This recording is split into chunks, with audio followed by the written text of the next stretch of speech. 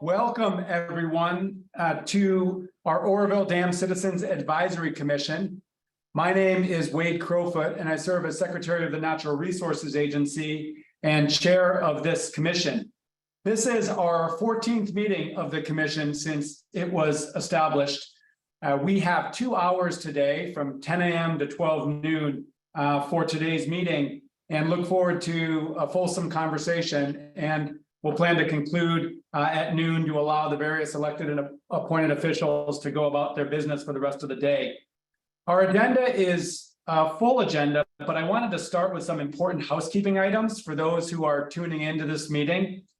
First of all, our meeting will be recorded and posted to the website of this commission, so you can review it or share it with others in the future.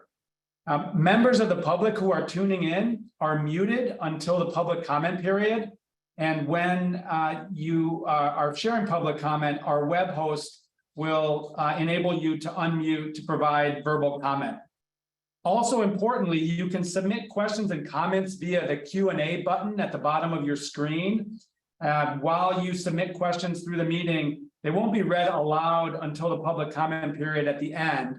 But just know you can tap that Q&A button at any point to ask questions, and we'll make sure those are read into the record within the public comment period. Today, we decided to hold our meeting virtually, given that we are in the middle of July, just after Independence Day, and in recognition that we have some of our folks on the commission that are traveling, to make this easier for participation. We've also noted that our Zoom format allows for members of the public to participate who might not be able to travel to the community center in Oroville, where we typically hold our public meetings in person. Participating commissioners are joining this meeting from their public agency offices, which are accessible to members of the public. Now, this can sound a little strange because a lot of us are used to joining our Zoom meetings from our homes, but we have what could be the nation's strongest open meeting laws in California.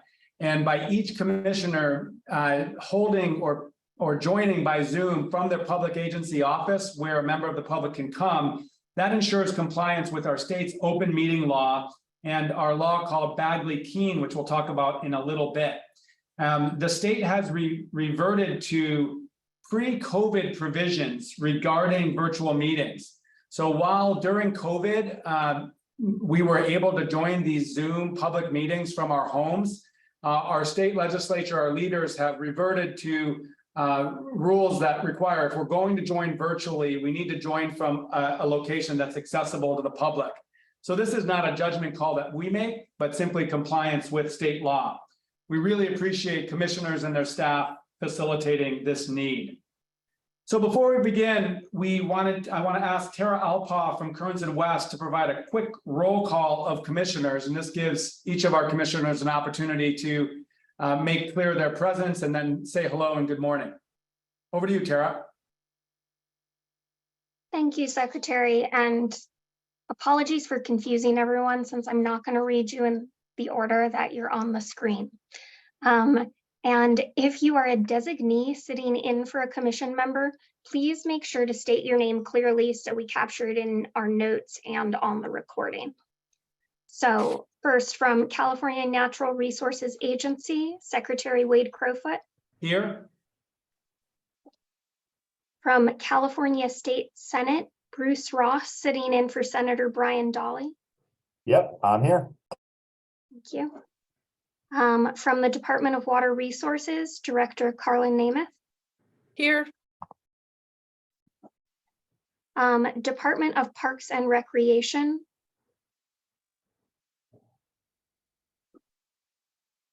Office of Emergency Services.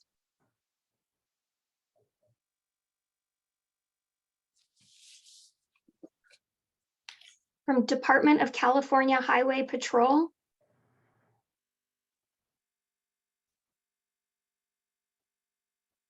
I think I see Lieutenant Commander Mark Stokes on.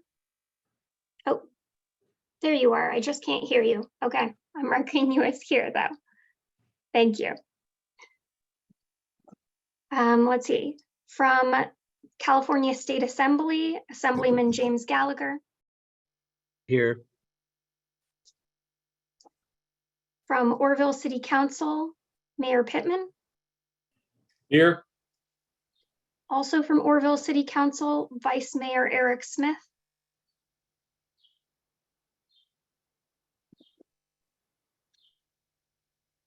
From Butte County Board of Supervisors, Supervisor Todd Kimmelshoe. Here. Butte County Board of Supervisors, Supervisor Connolly. Present. Here. Oh. From also a representative of the Butte County Board of Supervisors, Representative Robert Bateman. Yeah. Yuba County Board of Supervisors, Supervisor Furr. Yes. If you get that, now you can. Also, let's see, also a representative of the Yuba County Board of Supervisors, Yuba County Emergency Services, Oscar Marin.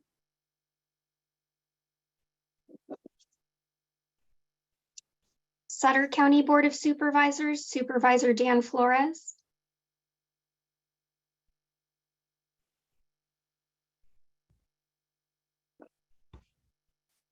Butte County Sheriff's Office, Sergeant Brian Evans.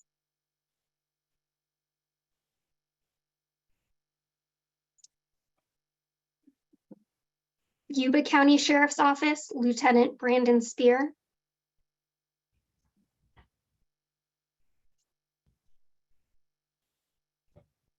Sutter County Sheriff's Office, Deputy Andre Licon.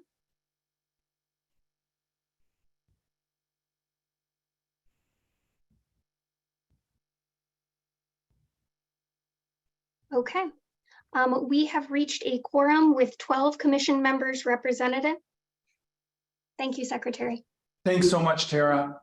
Did you guys get me down? Well, we got Supervisor Conan. Yes, Yes, I've got you. Thank you. thank you. Secretary, much. this is Lori Nijera for Director Ward. I apologize for being late.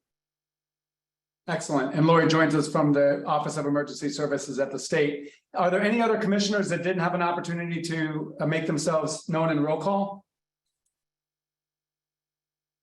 All right. Well, thanks so much, Tara.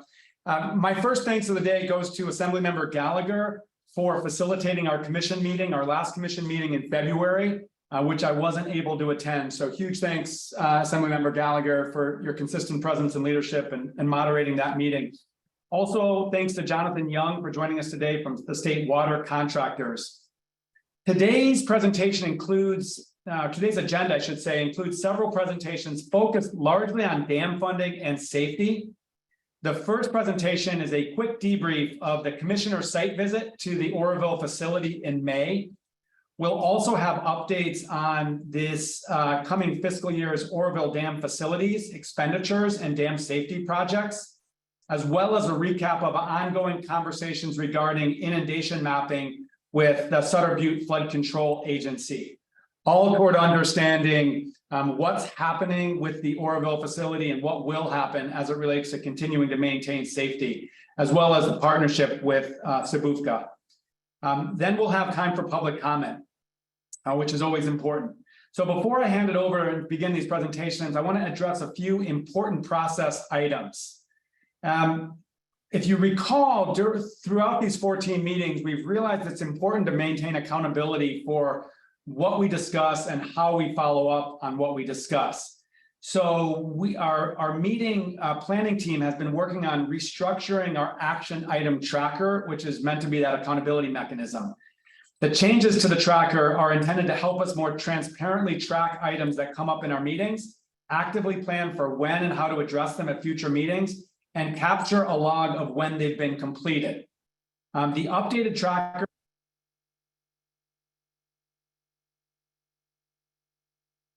We lost our audio. Yeah, the audio appears to have stopped up on the 20th floor. Can you mute the room and unmute the room again?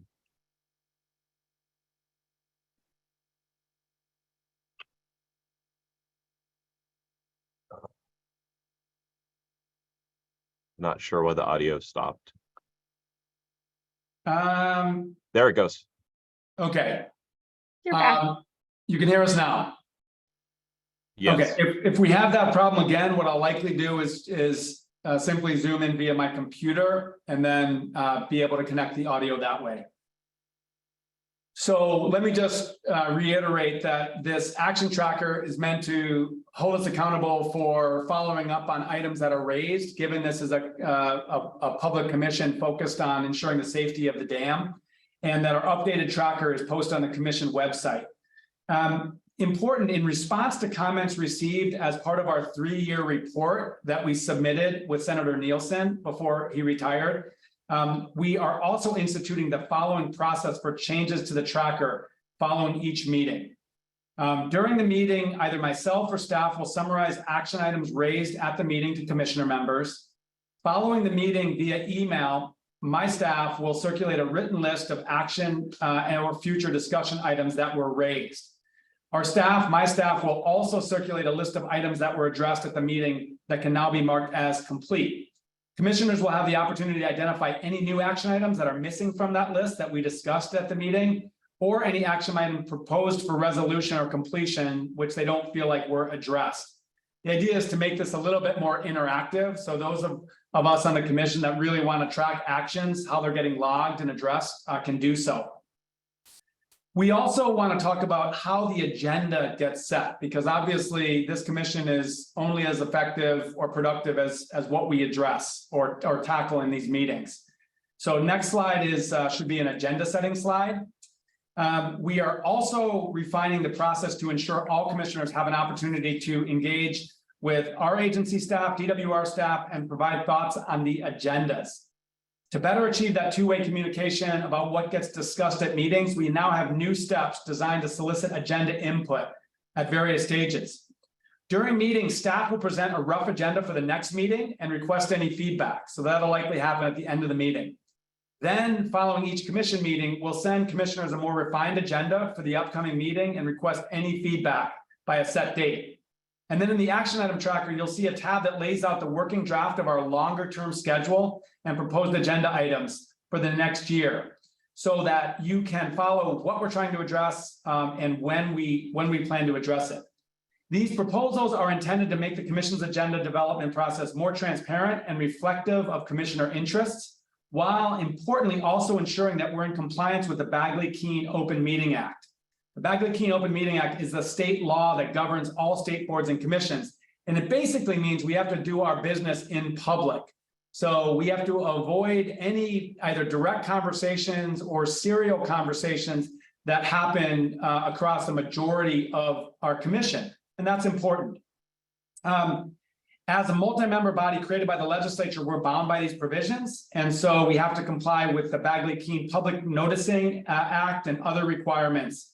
If we were to create a steering committee to help us develop the agenda, which was a constructive suggestion that was made by one of our commissioners, believe it or not, we'd also have to publicly notice that steering committee or other ad hoc committee of commissioners. So our goal here is to get commissioner input on agendas so we can make sure these are substantive agendas that address the concerns of our commissioners, but to do so in a way that avoids additional processes or structure that are time-consuming and complex and costly.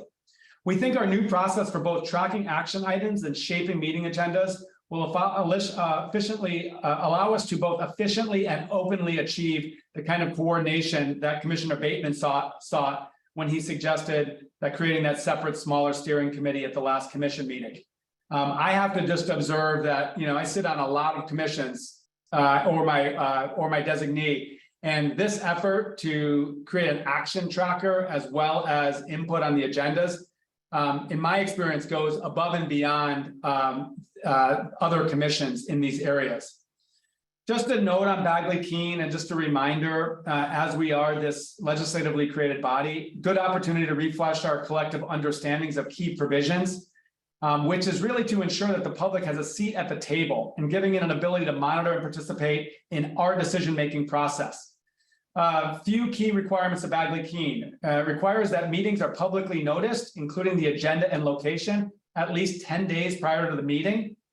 Agendas must contain enough information for members of the public to understand what will be covered and must be posted in public locations. All members of the public must be given the opportunity to provide comments at the meetings, which of course is that public comment period. Commissioner engagement is critical to our work, and at the same time, we need to be mindful of activities that could pose a Bagley-Keene violation.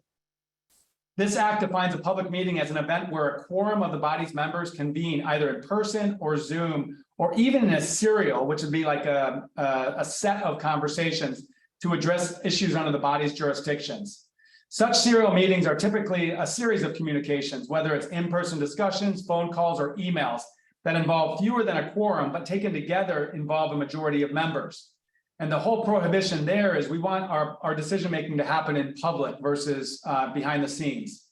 The steering committee concept proposed at the last meeting, even if it were to comprise less than a quorum of the commissioners, could easily fall afoul of the provision if one or more of the commissioners then, for instance, had an email exchange with others.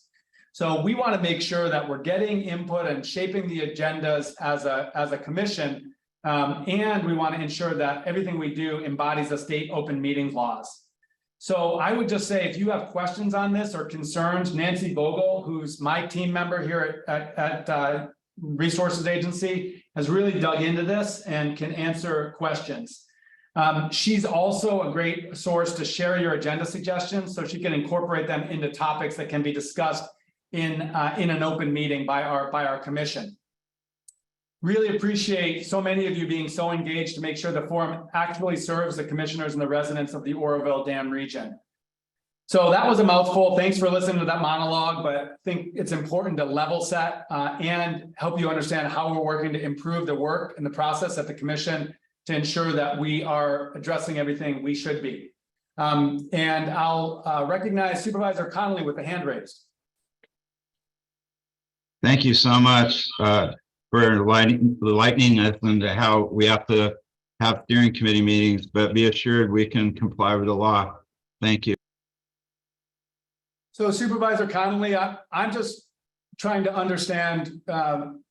So we've suggested a process that whereby the commission as a whole helps define what's addressed in subsequent meetings. And the idea is to provide an alternative to a separate steering committee that has to be managed and publicly noticed, et cetera.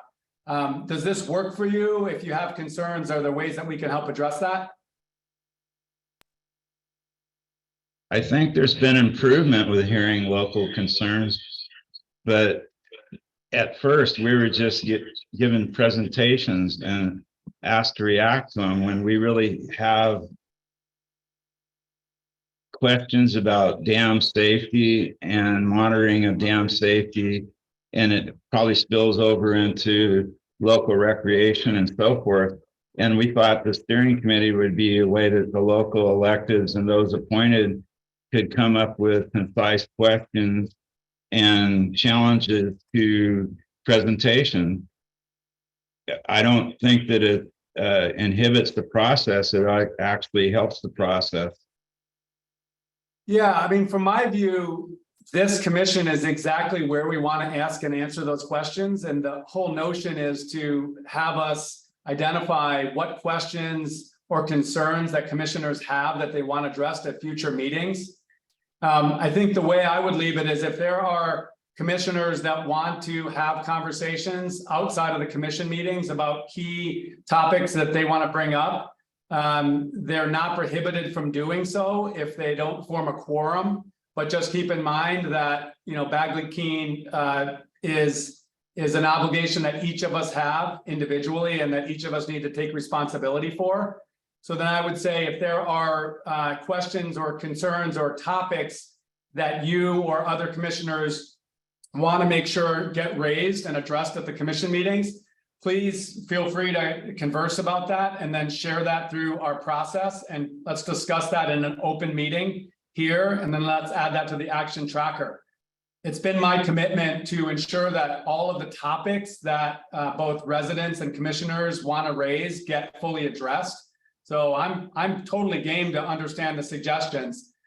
So if, where I'd like to leave this is if you and others want to self-organize to be able to do that, recognize the constraints of Bagley-Keene, and then please do in a transparent way, just make sure those suggestions get into our staff so we can put them on the action tracker and then as needed, discuss how they can come to an agenda while we have this, full public meeting that's noticed.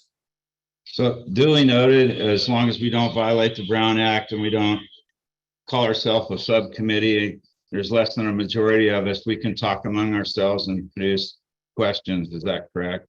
Yeah, that's my understanding. And I'll just ask for any points of clarification. And then I would just say, Supervisor, as you have those conversations, and let's say you have this list of items that you don't feel like are being addressed or need to be more addressed, more fully addressed, just make sure that you communicate those. We'll put those on the action tracker so that folks can see and you can feel like there's accountability there. And then we'll make sure that we discuss in our commission meetings how we're going to address those. So you'll feel like it's not just a set of irrelevant presentations, but we're really bringing the right people to the meeting to ask those and answer those questions. And Thank you. Thank you, Supervisor. Tara. Yeah, just one additional point of clarification for the supervisor. If you're having a meeting of that has less than the quorum attending it, which is totally fine to discuss your ideas, just make sure that there aren't then subsequent distributions of kind of your emails to other commissioners, because that is where we could easily run into violations in that serial meeting concept. And so it would be best if you could communicate any questions you have directly to resources, who then can communicate them to the full commission and members of the public. I get it. As long as we're under 50%, we don't serial email creating a Brown Act violation. Yeah. And the way to actually be transparent is if 4 of us got together, we have a question, we'd send it up to you, you distribute it to everybody. Therefore, it's transparent and it's out in the open. I think I can control these guys. We'll be all right. And Thank Supervisor, you.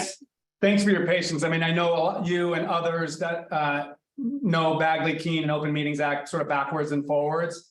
And I totally understand and appreciate the spirit in which this group wants to get together. We want to make sure that this commission isn't just a, check the box exercise, but rather really is digging into, ongoing questions around safety and ongoing work. So I think we've got a good setup here, and look forward to your input. And then Nancy and Tara, you can, share that with the full commission and add that to the action tracker.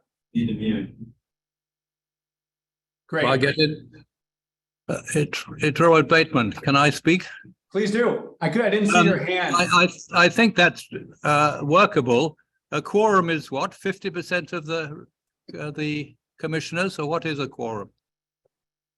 Yes, a quorum is 50%. Okay, and then we'll never have that many, and we'll then make sure we communicate with Nancy as soon as we've come to any sort of decisions, and that should work quite well.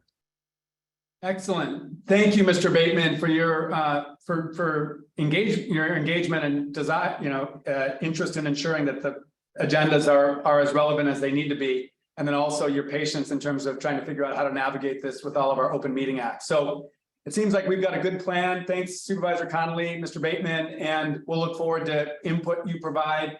Nancy, maybe we can make sure that for our next meeting we can circle up and just revisit how this is working, and then ensure that the input that they're providing is making it onto that action tracker that we can discuss and agendize. Thank you. So with that said, then let's dig into the core of our agenda today. And I'm going to turn it over to Eva at Kearns and West. Good morning, everybody. Happy July. And I'm going to give a really quick recap of our dam facility site visit in May. Next slide. I had the privilege of supporting the commission on the site visit to the facility last month, and we had 6 members of our commission who participated that day. Next slide. We designed the site visit to show the commissioners how core areas of operation work. And although some areas of the facility were off access due to ongoing projects and or security requirements, we did have the opportunity to view infrastructure that is not open to the public. And the images that we are sharing today are approved for public distribution on DWR's website.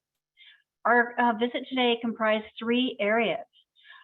We got to view some small scale replica models of the Oroville Dam Hyatt power plant with intake and outlet structures. And we also heard a presentation by DWR staff about the history of the dam, its construction in the 1960s, the operation and the maintenance.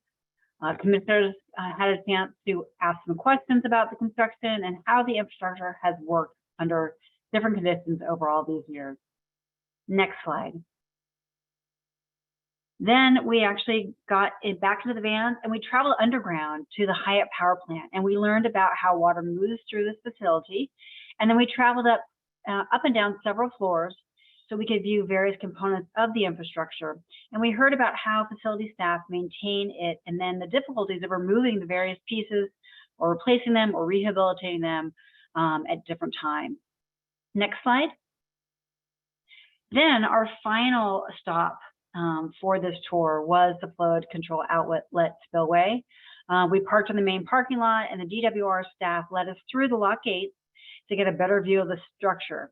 And due to the water that we had this year, we had approximately 16,000 CFS of water flowing out of the spillway while we were there that day. And you can see an image that's showing that.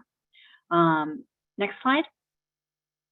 We then looked out over the full dam. We discussed the levels and the releases and recreation. It was a great visit and the weather complied, and I think everybody learned a lot. Are there any questions?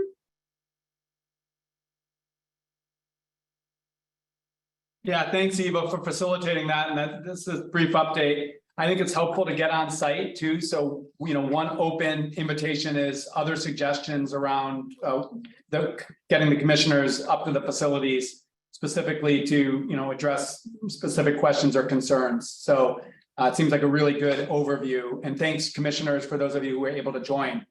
Let me turn it to Lori. I just want to say that when I was a young schoolgirl, I remember taking a tour of the Oroville Dam. I have very few memories, but this was excellent, and I got to see all of the improvements. It was very impressive. But I also enjoyed the fellow commissioners that I was able to spend some significant time with, and some of them were actually standing on hillsides and watching as the original dam was built, and having that perspective was very interesting and very helpful as well. Eva, thank you so much for facilitating that. I enjoyed it immensely. You're welcome. It was really fascinating, especially what you were saying of hearing, I think it was Mayor Pittman, whose father was part of the process. Wow, that's amazing history. Good. I don't see other hands raised and Commissioner, Mayor Pittman. Well, I want to thank the ladies for not commenting on the gray-haired old guy that was there helping out with the information. So thank you, ladies. It was a great tour. That's great. And I'll say too, I've had at least partial tour, and it's been really helpful from the DWR staff. So if there are commissioners that think that there are other community leaders that should be going on these tours, or that you want to organize with a future tour, I'm sure that our team would be supportive of that. All right, let's jump into 2 substantive updates for next. The first one, we'll hear about an overview of this year's funding and planned expenditures on Oroville, which is important to understand how we continue to improve the facility. And we're joined by Hong Ling of DWR. She manages all of the finances for the State Water Project.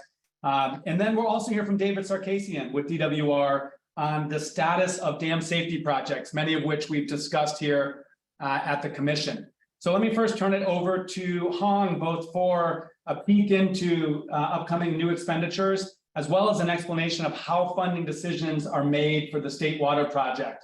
And of course, we know that the Oroville facility is part of the State Water Project. Over to you, Han. All right, thank you, Secretary Crowfoot, and good morning, everyone. Thanks for this opportunity here to share with you all the State Water Project annual planning and budget. Next slide, please. So I'd like to start with a quick overview on the State Water Project financial. And first of all, our annual revenues is approximately over $1 billion, a lot of zeros, sure. And mainly these revenues are collected from our 29 State Water Project contractors. And because we do have joint use facilities, and so we do collect revenues from our cost to share partners, including the Bureau of Reclamation. And we have power generation, so we have revenues from power. And Davis-Dulwich Act, this is really for the requirement of fish and wildlife enhancement recreation. We get a very small appropriation annually from the state general fund. And in terms of use of these funds, mainly it's for the State Water Project operation and maintenance. And we also finance the capital projects, debt service. It is really an annual repayment of the bond issuance for these capital projects. So that's a component of our expenditures as well.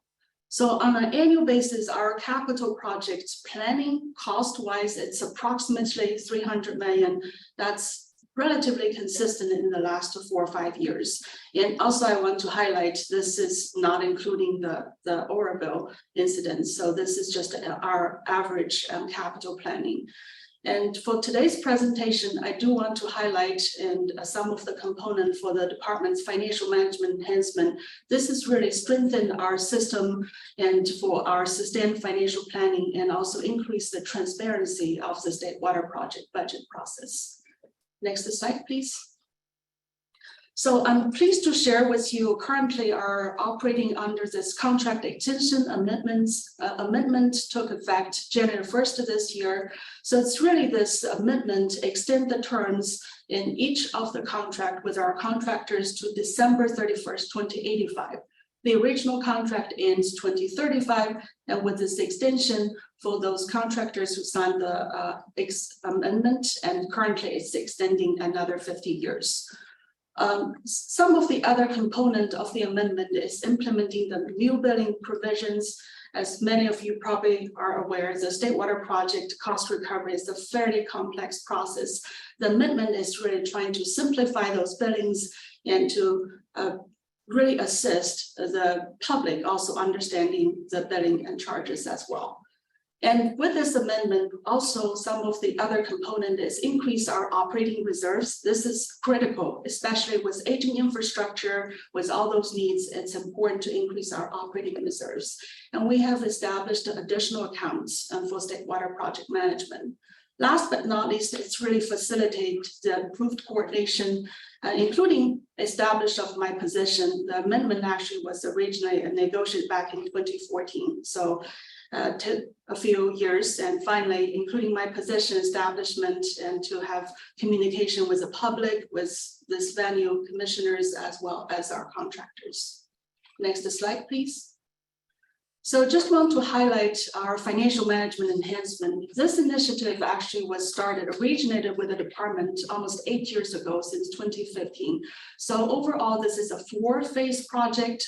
The first phase, what we call the SAP budgeting and planning. As we know, department is a state agency, a State Water Project operating on a calendar year basis. As this SAP budgeting tool, it is really to coordinate along with the state budget process. So that's what's the establishment actually building of this SAP budgeting and planning tool. That was first phase completed about 3 years ago and implemented 3 years ago. And the second phase is this next phase called portfolio project and resource management. This is really a critical tool for the State Water Project. This is essentially a central database allowing all the State Water Project programs and all planned, managed, resourced in one system. This is really provide us the opportunity to better allocate our resources, making sure our resources are allocated to manage those projects programs. And also we do in this system integrate the risk register. So it's really the decision-making, project ranking, it's a risk-informed decision. So pleased to announce this is going to be our 4th year to implementing this tool. So it has seen a really significant improvement in terms of coordination and planning. The third phase is called cost allocation and billing. This is a significant enhancement of our current cost allocation process. And as we know, the state water project overall, and we need to allocate those projects fairly and equitably to all 29 contractors. So this system allows us to allocate the costs across 700 miles, what we call the reaches, different facilities, whether it's a reservoir or whether it's through the aqueduct, different purposes, supply purposes, or fish and wildlife enhancement, all those different components eventually produce what we call the annual charges or the bills to the contractors. And with implementation of this system this year, actually this is the first year we're implementing using this new system, also integrating the new billing methodologies for the amendment. Last phase, actually, we're planning to embark this last phase called business intelligence and cross-module reporting. This is really utilizing the advanced software, and as we all know, these days, everybody loves the dashboard. It's really interactively even showing the state water project cost and charges. And it will be I would think this is a fantastic tool to communicate with all the interested parties for state water project operation. Next slide, please. So this slide, I'd like to share a little bit more on our planning kind of timeline and process. And as I mentioned, state water project operate on a calendar year basis. That's from January to December. And as of last week, June 30th, we already issued the statement of charges or the bills to the contractors for next year. So on this graphic, as you can see here, the 2024 SOC stands for statement of charges. Those are really bills to the contractors. We sent that, distributed that to the contractors according to our supply contract by end of June. So that is the bills the contractor will be collecting revenue for the state water project. And the planning actually was done last year, if you're looking at the timeline and shown there, and included in this bill, the charges, the planning was completed through the July through December timeframe. So there's always so it's planning in the last year, and we're integrating and pre-bill the contractors. So there's always some changes. That's when at the beginning of year, we will also revisit and do necessary adjustment. And this is really every year we have this annual planning cycle. So start from July, and in the next few months, we will be looking all our projects, our programs, prioritize, and also looking at resources to complete those projects to plan for next year's budget. And if you're looking at this graphic, we're also showing the Financial Management Conference, acronym is FMC. So every year in December, this is after our internal planning, and we have our internal department-wide Financial Management Conference. And this is really reviewed all the information with our deputy director at the beginning of the year, authorize a budget to operate for that calendar year. So this process has been established for years, and we're continuing improving our process, especially as mentioned earlier, now with this new tool system, so we can better coordinate amongst the department. So next slide, please. So this is a slide, and I'm sure Commissioner have seen previously. This is showing the Oroville expenditures. This slide actually updated with a calendar year 2023, that is the current calendar year, our current plan expenditure, as well as our calendar year 2024 plan expenditure. As you can see here under the expense types, and we break that down by just our annual operation and maintenance, as well as our capital projects since 2019. So, and again, to highlight this chart here, the summary here does not include the Oroville spillway cost. So as you can see here, on the annual basis, operation maintenance is it's increasing, but relatively in the last few years, relatively stable, somewhere between 50 to 60 million. For calendar year 2023, and this is again planned expenditures, is around 53 million. And what we currently plan for calendar year 2024 is somewhere around 58 million. For capital projects, again, that expenditures and somewhere around 40 to 50 million. And currently for calendar year 2023, what our planning based on last year is around 50 million. Next year is around 38 million, 77 million. Again, you will hear from Mr. Sarkeesian and some of the projects with advanced schedule. So that number, if we come back to revisit next year, will be a little bit different. But overall, you can see the total Oroville expenditures in the last few years or 5 years is around 100 million. And Hong, just anticipating the question from commissioners while we're on the slide, capital projects. So if you look at the bottom row, and again, this doesn't include the spillway repair, we're kind of leveling out at about $100 million. The capital projects budget looks like it drops from this coming year to the following year from 48, almost 49 million to 37 million. Can you just explain how you come to that? Sure. I think the capital project, this is really from on the department's tracking, it is really a cost recovery. When we listed here capital projects, those are the ones we can capitalize, we sell the bond. So, but meanwhile, you can see the annual, actually some of those capital improvement, it's a capital project, but in our cost recovery category, we call it extraordinary. So those are still capital projects, it's just we don't issue bond for that. So that's actually in the annual operation maintenance. So as you can see there. That goes up, that will, Yes, got it. exactly. So it's just sort of the categories overall, it looks fairly stable on the bottom around 100 million. Right, and also because this one just shows the 2024, if you're seeing years out, then there also the cost is actually climbing. And because again, aging infrastructure, we always have capital or annual maintenance operation, including those what we call extraordinary, but actually those are just projects we fund every year, not by issuing the bond. Got it. Yeah. I've got a couple more questions, but I want to make sure we go through the slides, and I'm sure commissioners have questions too. Sure. All right. Is there another? There's a few, Okay, just a few more slides to wrap up this one. Next slide, please. This is the last slide. So in summary, and currently we have the extension amendment is currently effective. This is actually critical for the state water project. As you've seen our capital cost, it's going to be increasing due to aging infrastructure, allowing that additional 50 years. Well, of course, state water project will forever operating for the benefits of California. But it's the benefit of amendment is really allowing us to go to the bond, to go to the market, kind of like a mortgage. Now you are not limited just to paying off all your debt within 12 years, next to 12 years. Now we have extra, typically our bond is between 30 to 35 year payment terms. So that is really critical, a milestone for the state water project.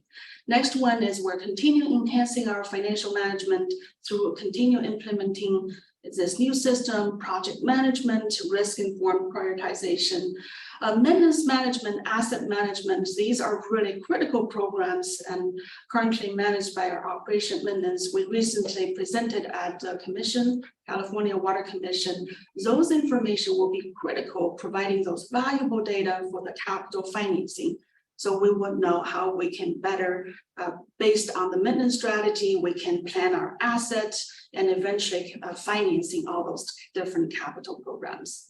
Last but not least, I want to highlight State Water Project will continue communicating with the public through venues like this and also update to the State Water, California Water Commission on our annual planning, financial management. We also published an annual report. It's called Bulletin 132, Comprehensive Management of the State Water Project. Due to Oroville incident, it's just a bit behind, but we're catching up. When anticipate by 2025, we'll be up to date on all those annual reports. So in those reports, all the project programs, updates, including financial information, those are all available to the public and it's all posted on the department's website as well. Hong, thank you very much. I see Assemblymember Gallagher has a question, and I'll just let me yield to him, and then I've got a question. And I'll note that we have Ted Craddock here, who leads our state water project, as well as obviously Director Namath to help answer questions. Over to you, Assemblymember. Yeah, so I appreciate the presentation. Maybe, I mean, just kind of a little bit of a constructive criticism.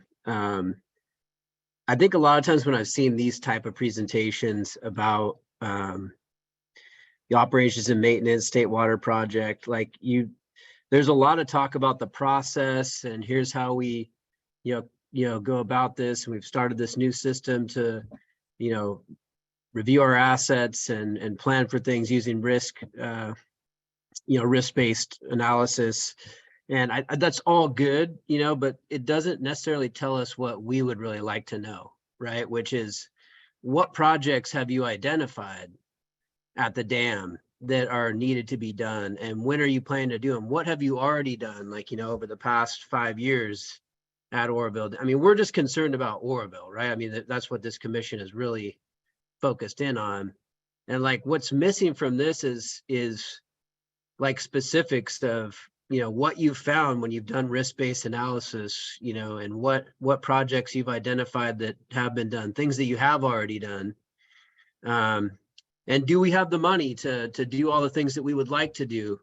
And if we don't, hey, do we need to go and advocate for more, resources to do those things? So that's one thing. And maybe I'll just ask you right now, are there some big projects that were identified, with that risk analysis, maybe specific to Oroville? And where are those out on the timing platform, in terms of your budget and both operations and maintenance issues and capital outlay that you guys are trying to address? Yeah, Assemblymember, excellent question towards keeping us relevant to the topic at hand. I know, David, you're going to provide a presentation that's sort of coupled with this, which is really identifying what are the safety projects that are being prioritized, what has been completed, what are you planning? So I imagine that is going to at least partially address the Assemblymember's question. But I guess, James, the point that you make is, my key takeaways are, one, you're getting these 50-year extensions on contracts, which is helpful towards raising capital for continued improvements, which is beneficial for Oroville and the entire system.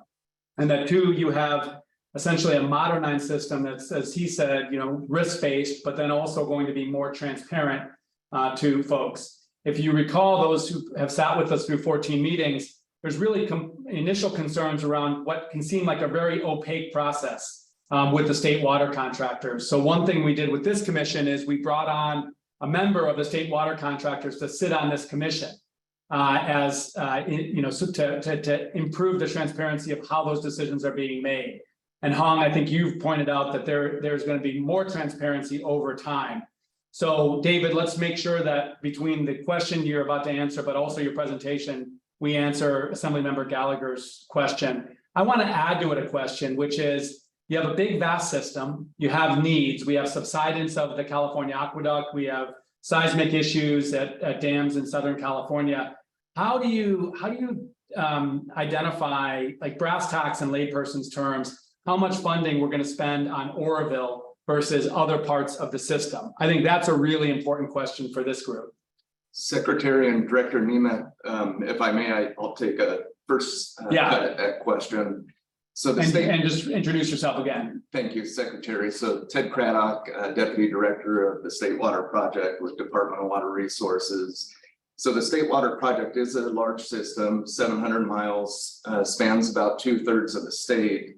We're organized into 5 field divisions. So we have geographically, we have the Oroville Field Division, which covers the Oroville facilities. Then we have 4 other field divisions that move throughout the state. Our planning is done in a couple different ways. Regionally, what are the specific needs for those facilities? And we do that independently, focused on the needs for those facilities.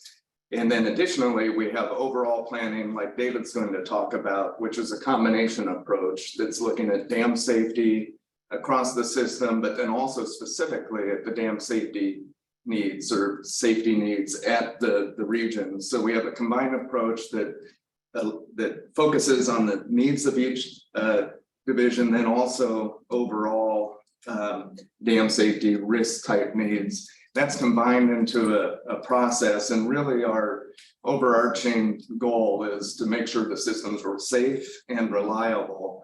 And so decisions are really made to ensure the system's safe and reliable. And so that's the overall focus. And maybe I'll stop there and see if David Sarkisian wants to add a little bit. And I know Director Namath took herself off mute too. Yeah, I mean, one suggestion is, I know, just 14 meetings. Wow, we've covered a lot of ground. And I know that in some previous meetings, we did discuss in detail the State Water Project's asset management plan, and Assemblymember Gallagher, that's really in many ways, kind of the beating heart of, how we assess the whole system and prioritize from there.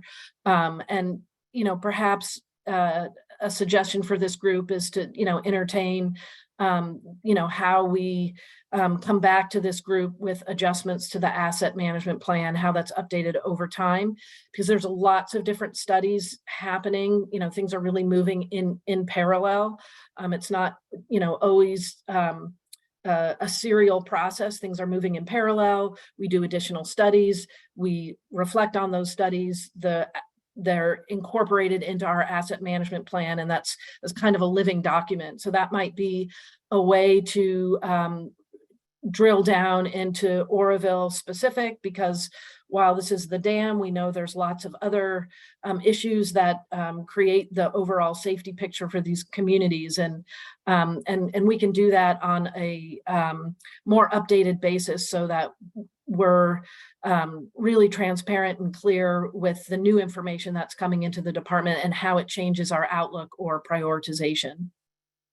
Thanks, Director Namath. I note that's exactly what we could put on the action tracker. I note that Vice Mayor Smith's hand is up, and then Mr. Bateman just raised his hand, but I want to make sure that Assembly Members Gallagher's question gets answered. David, I know you're about to give a presentation where you delve into safety projects, but his question, brass tacks, how does this all impact Oroville? What are the projects, et cetera? Anything you want to address right now before your presentation? Sure, and I don't have slides to hit this right on the head, but I've got in the dam safety program, which is just focused on our state water project dams, I've got annual funding for those annual activities, the inspections, the data analysis we do with all the instrumentation data coming in, that the bulk of the staff are working on. I've got an extraordinary fund center, which is another pot of money, so to speak, where we're doing some big studies, some of which I'll touch upon today. And then I also have the capitalized fund center, which is for those bigger projects where there's actual physical improvement, design, construction type projects. All those are in the span of my controlled decision-making. And I am looking at it from a state water project dam perspective, looking at all the dams and prioritizing using risk where I can, where we've had risk analyses performed. And so it's a bit of a journey in terms of the risk analyses, and in terms of those bigger needs, like some of those big topics that came out of the CNA, I've put those out in the future as dollars that may be needed for the dam safety program. They're in the outer years, but they're out there as a planning number, just in case we do get to that decision point where we recognize that, yes, we do need that major improvement. And so it's not something that the state water contractors are getting billed next year or in 2025, but they're a little bit farther out, because as the director mentioned, there's still some study that needs to be done to really get to that decision point, and also be able to get concurrence from our dam safety regulators as well as to an action that we want to take up in Oroville or another dam. That's helpful. And the nub of the question that I think an Assembly member asked is, do we have enough money to do these things for safety that we think are needed? And right, Assembly member, and just clarity around that is important. It's for this year and next year, I'd say yes. And as we get to a point where we do come to a decision point that we need that big chunk of money to address a big issue, I'll be working with Mr. Craddock and Hong Lin to let them know, hey, we need that money out in 2027. And so that there's that planning occurring when the need arises. Got it. Ted. I was just going to add Secretary Ted Craddock again. The budget planning process is really driven by what do we need to accomplish to keep this facility safe and reliable. what we do as part of that planning is to identify, as what David said, projects that are coming up that, are maybe higher cost items. So we can give some advance notice to the state water project contractors that say 5 years from now, 10 years from now, expect that there may be increases in the bills. So that really, this overall process we have is set geared towards that, with safety and reliability of the facilities is #1 priority. Got it. And I take Director Namath's suggestion as, periodically at these meetings or consistently at these meetings, maybe we're giving updates in terms of this is the money that we're spending on Oroville in this budget year. This is how the planning has changed for future years. So we can really track these projects you're about to present on. Seems really important. Director Namath, I just want to let you have the last word in response to this question, then we'll move to Vice Mayor Smith. Oh, thank you. I also just wanted to thank the legislature for the progressive design build on state water project rehabilitation projects. We definitely will be using that to make sure that Oroville is safe, and that's going to enable us to get things done faster and in a much more cost-effective way, which we really need given aging infrastructure. So that I think is a real huge improvement that will enable DWR to meet the needs that are described in its asset management plan. So thank you. Yeah, and just for a little context, you commissioners may have read about the governor's effort with the legislature to try to accelerate infrastructure development. One of the things that they agreed on that the governor is signing in the next couple of days is the ability for Department of Water Resources to bring 8 projects through what's called progressive design build that allows for more efficient contracting and execution to get these projects done more quickly. So great to know, Director, that'll be used to help deliver safety projects at Oroville more quickly. Thanks for your patience, Vice Mayor Smith, over to you. Yeah, thank you. Housekeeping, I was present at the beginning of the meeting. I was on a device. I wasn't able to respond to an affirmative of my presence. On to dovetailing to what Assemblyman Gallagher pointed out, and I'm in full agreement. For an example, the dam tour, by the way, was amazing. There were countless projects throughout that tour that were pointed out. For example, the river valve replacement. It would be great to have the cost broken down into that. Or there was a discussion about the rods, the steel, and the methods deployed to monitor the degradation or the lack thereof, hopefully, of that various infrastructure. So I think as an Orvillian living beneath the dam, I would be very interested in knowing, how those projects with a cost benefit analysis, how they're outlaid, and then what those costs actually are, and then what's the deployment of the various projects to, maintain the dam, to keep it at, maximum integrity. And I just want to point out that I really appreciate the opportunity to tour the dam. I, not originally being from Oroville, I've only been here a little over 20 years. But that being said, being able to really see the inside just gives us a different perspective of the enormity of that project and the challenges that are before DWR and the state to maintain it appropriately. It is definitely a massive undertaking, and so I do appreciate that opportunity. Thank you so much, Vice Mayor. And then Tara, I would just say for our action tracker, I think the suggestion is to really provide a little bit more connection between those projects that are taking place or planned, the amount of money that they cost, and sort of how have they been selected. So we'll work on that and add that to the tracker. I recognize Mr. Bateman's hand was up. Oh, you're on mute, sir. Here we go. Is that all right? Yep. Okay. One of our concerns is the whole decision-making process, that you've got the state water contractors who obviously are interested in getting more water. You've got DWR, who is trying to look after a facility. But I wonder who represents safety really in those deliberations. Once in an early meeting, Mr. Chairman, you said you would, but I'm not sure that's a long-term solution. Thank you, Mr. Bateman. Let me turn to Director Namath. Something that's been articulated over time and it's found a way into the commission is you have a state operated system, you have these water agencies that contract for the water. They have their interest of their water, water users. Obviously, they care about safety too, but how do you talk about, who bottom line is responsible for safety? Who's in these discussions allocating funding to really keep these communities safe versus necessarily provide water supply, et cetera? Sure, that's a great question, Mr. Bateman. So a different part of the department is called the Division of Safety of Dams, and that actually came into being. It predates the State Water Project, and I think predates even DWR itself. And they, the State Water Project dams are under their jurisdiction for safety under state law. Of course, we also have to meet conditions under federal law as well. But for the department, we have a firewall. So, Mr. Sarkeesian, who knows a lot about dam safety, he works for the State Water Project. We have a whole separate part of the department that has dam safety experts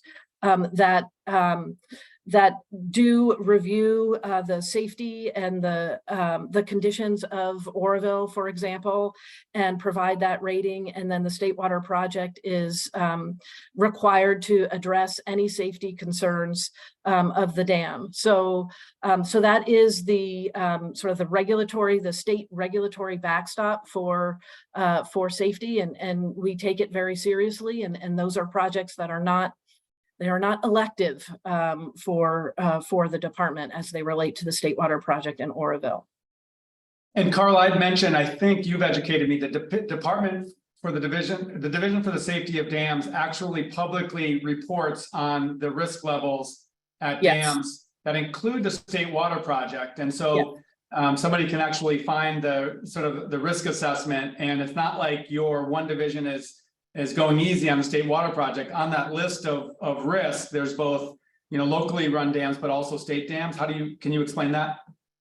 Yeah, so the Division of Safety of Dams, there's 1,200 dams within its jurisdiction. And of course, in 2017, after the spillway legislation was passed, again, thank you, Assemblymember Gallagher, really modernized some of the work that we needed to do around dam safety. And so that work has been proceeding apace for those 1,200 jurisdictional dams. Does not include federal dams, but essentially it requires that the Division of Safety of Dams perform that evaluation and that rating and publicize that rating. I do want to point out, more detailed analysis is that's not something that we post online because of critical infrastructure needs. We do occasionally get Public Records Act requests for that, which then we have to go through and sort of redact sensitive areas. There's always a real sort of balance there around public safety disclosure, but not generating additional risk by disclosing, certain key features of the facility. So it is that information is made available really as a result of improvements that were required to that program following 2017. That's helpful. Could I comment? Please.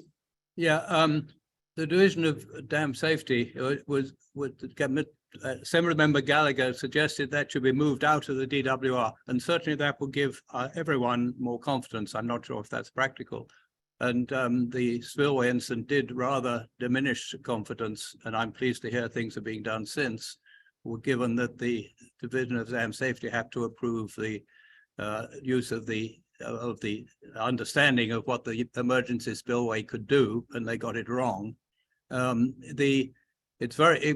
wonder whether the commission could be given a list of, get some insight into the deliberations so that we could see how the decisions were made in relation to safety. Thanks. Thank you, Mr. Bateman. We'll take that request and put it on the tracker and then ask DWR to respond to that in a constructive and informative way. Let's send it over to Supervisor Conan. Yes. So you can hear me, right?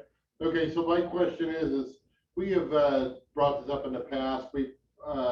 Piezometers have been put into the dam, and I know we're monitoring those piezometers. We should be getting some data by now to show what the piezometers, and we might have to add some more down the road. That was the thought, to see how these 13, I believe, right? Did originally, and then we will maybe add more as time goes on. How is that data coming through? Does it look pretty good? Yes. It's probably not something you mentioned to the public. I don't know. Well, I've actually. The question I have, I'll do another question is a lot of dams in the nation have not had or will not make the maximum possible flood threat. And I understand Oroville maybe in that same category. I know Folsom had to do a dam raise and a new alternate spillway. How are we doing on that study? Let me first say that I think David's got a specific slide or slides on the updates regarding the piezometers. So that'll be a good segue. I want to make sure you get to present because I think your presentation will help answer some of Assemblymember Gallagher's questions. But then maybe to the second question broadly. Yeah, so in terms of the PMF for Oroville, And what's a PMF? Sorry, yeah, probable maximum flood. So I presented on that back in the February meeting. And so the dam can pass the probable maximum flood. The outstanding question we have is the performance of the emergency spillway and downstream of the emergency spillway as it passes its portion of the probable maximum flood. And so I've got a slide kind of on that topic as well as the ongoing, what we call the emergency spillway studies projects. Okay, so I'm interested in transitioning to your presentation because that'll help probably answer some questions that may get asked. So if it's okay with commissioners, I'm going to suggest David begin his presentation and then we'll obviously have another round of questions after your presentation. Why don't you go ahead? I think that would be good. Okay. Thank you, Assemblymember. Great. Thank you, Secretary. And thank you, Commissioners, for the invitation to share our progress again. And David, remind us where you fit in the DW organization. Sure. So I'm Dave Sarkissian. I manage our State Water Project Dam Safety Program within our Division of Operations and Maintenance, which is within our State Water Projects, which is managed by Mr. Cranach. Got it. So you're sort of the top official under the State Water Project focused on dam safety. Correctly. Got it. Yep. Okay.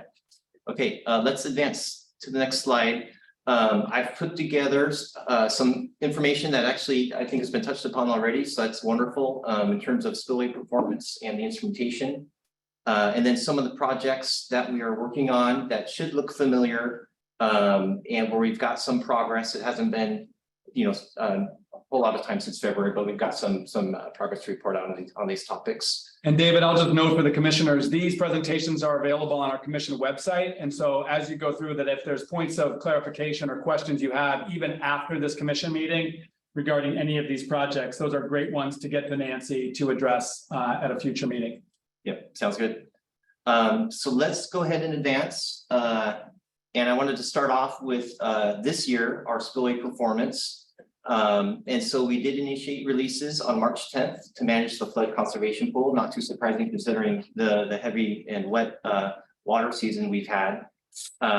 When we exceeded 20,000 CFS total release to the Feather River, we implemented our emergency action plan under the high flow operations notification. And so that occurred in kind of two time periods, March 15th through the 22nd, and then again, April 27th through May 2nd. And that involves, notifications from our area control center to the downstream agencies to let them know that we're exceeding 20,000 CFS on the Feather River. The graphic on the right is the average daily spillway release in cubic feet per second for 2023 through mid-June. And we had a peak of about 36,000 CFS on March 18th and 19th. And in total, looking at greater than 730,000 acre feet through the spillway as of mid-June. And so that number obviously will go up if we consider today and any further spills moving forward. And so certainly spillway was put in service and performed well. Let's go to the next slide. And here is some of the data from the piezometers that were installed during construction underneath the spillway. So those are in green. And if you can remind us what a piezometer is? Sure, it's an instrument that registers pore pressure or groundwater.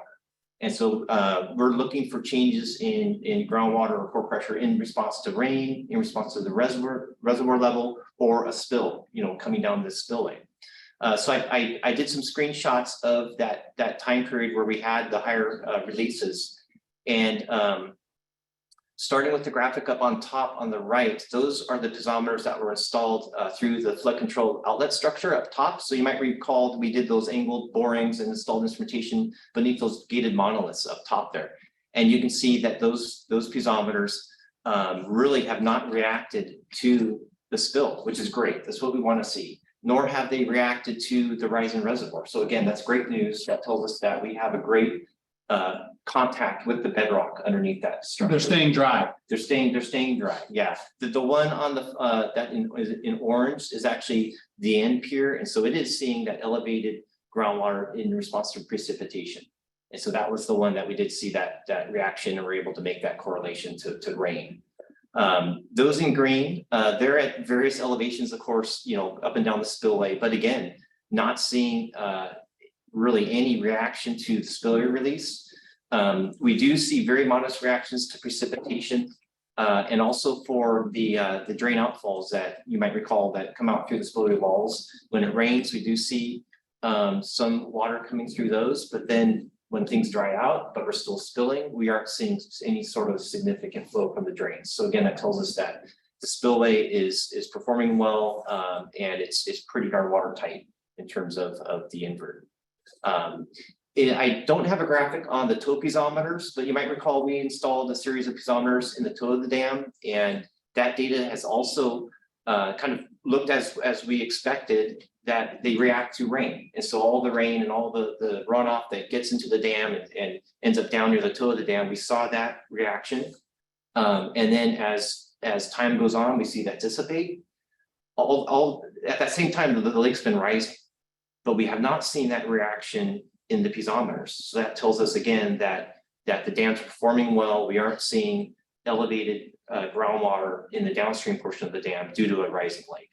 And so that instrumentation has been really helpful to verify our understanding of how the dam's performing and the seepage patterns.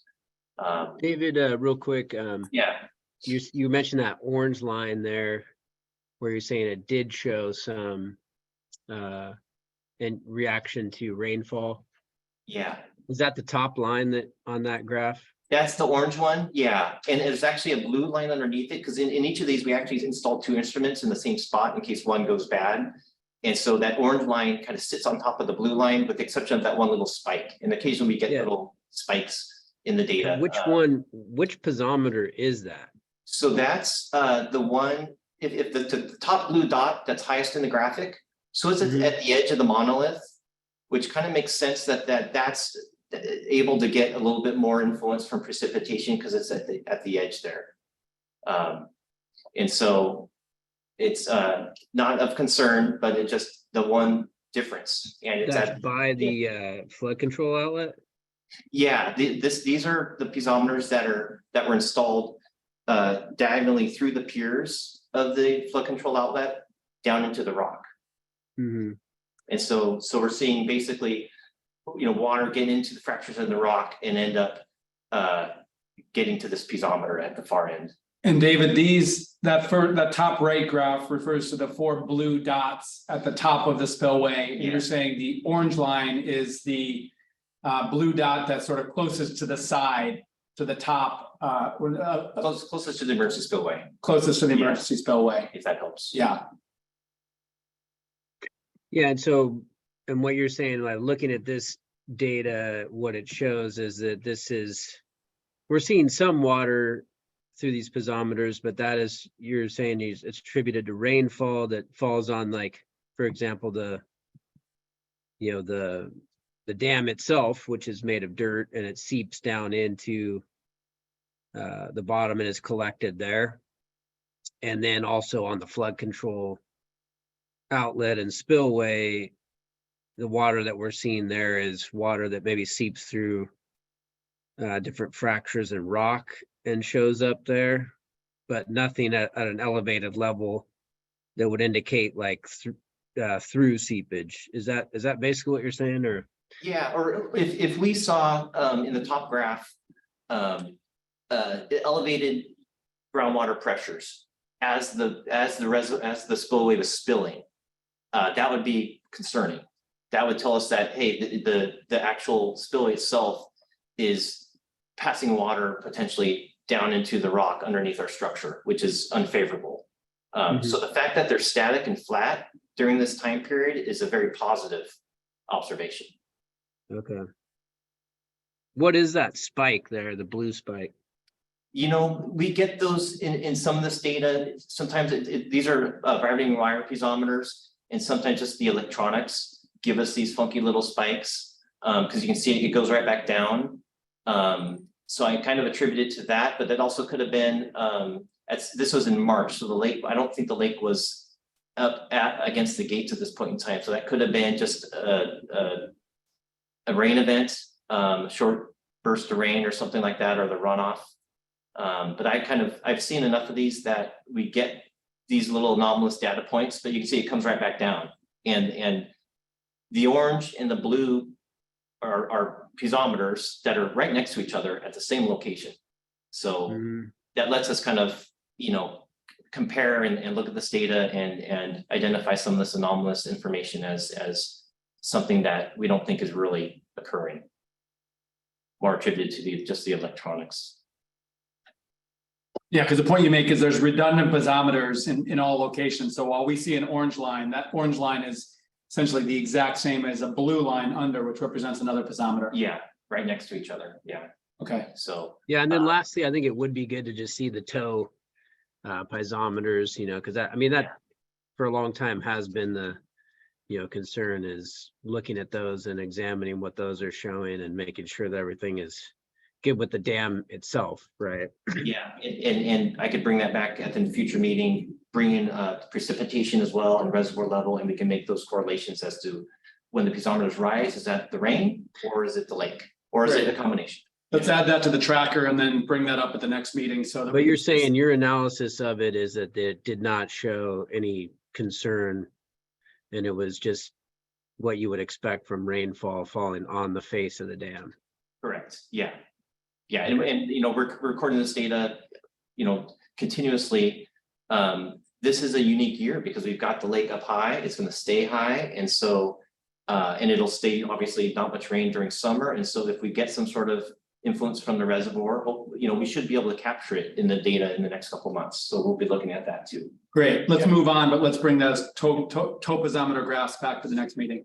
Okay, next slide. So the river valve outlet system rehabilitation project, this is actually in construction.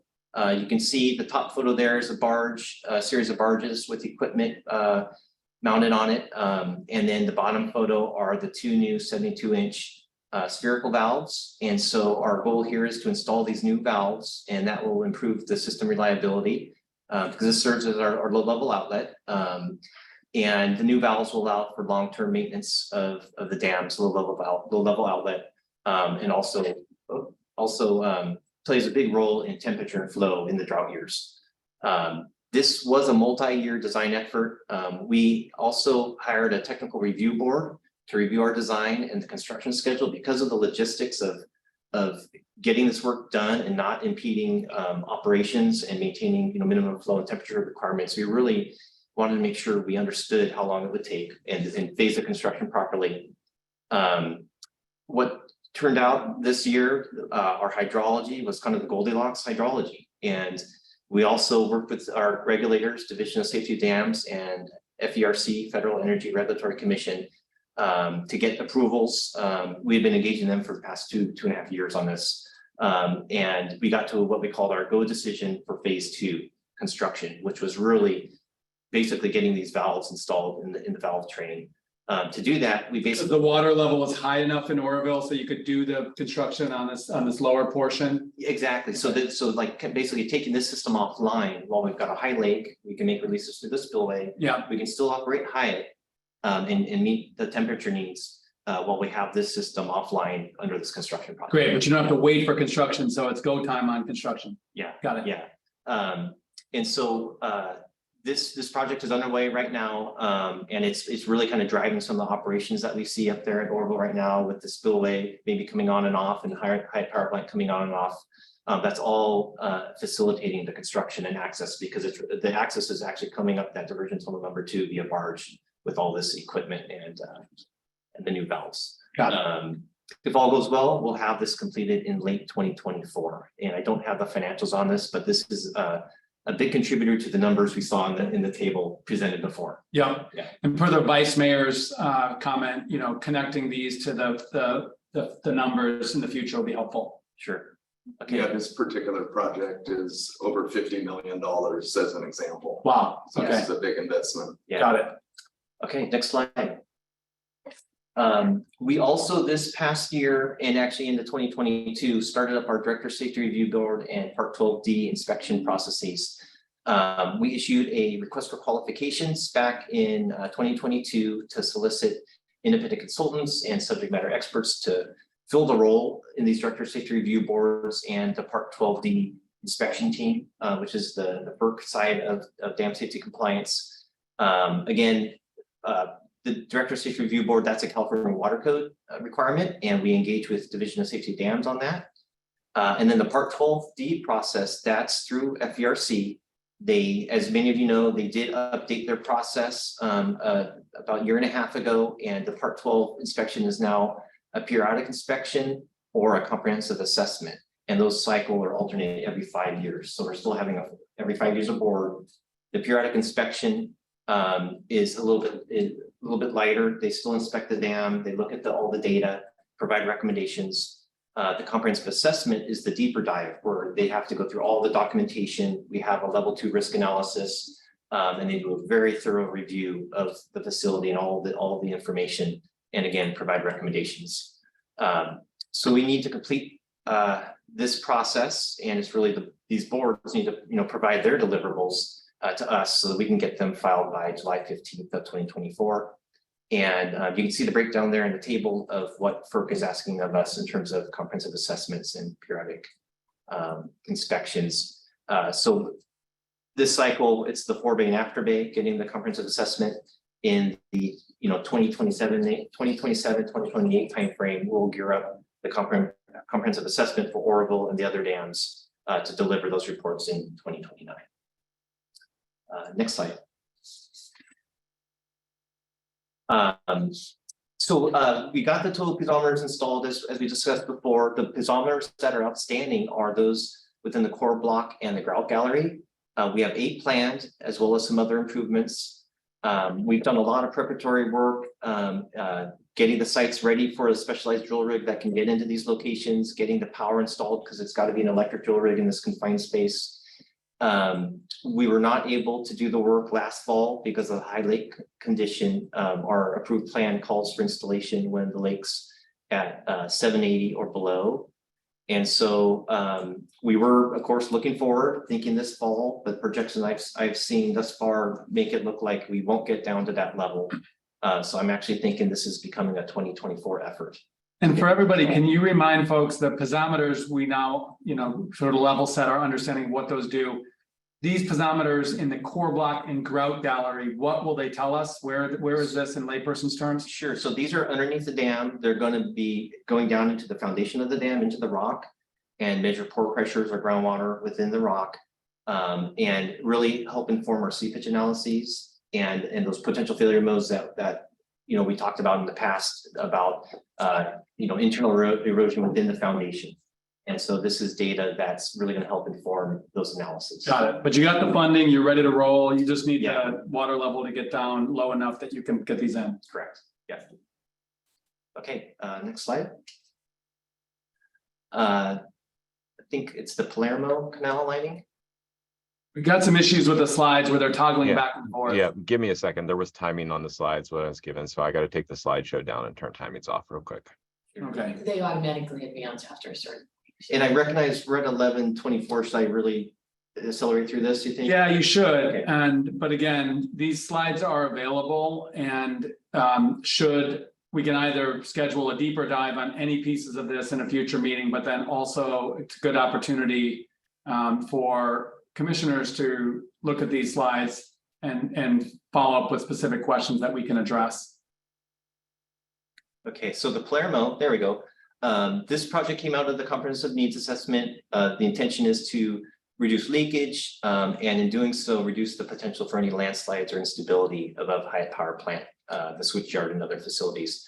And so we've got our final design package into FVRC for their review and approval. We got that in on the 20th of March. We'll have a section with new lining, and then we'll do cleaning and maintenance of the existing liner. And at this point, we think we'll get approval in the coming months that would set us up to take on this work towards the end of this year in early 2024. Next slide.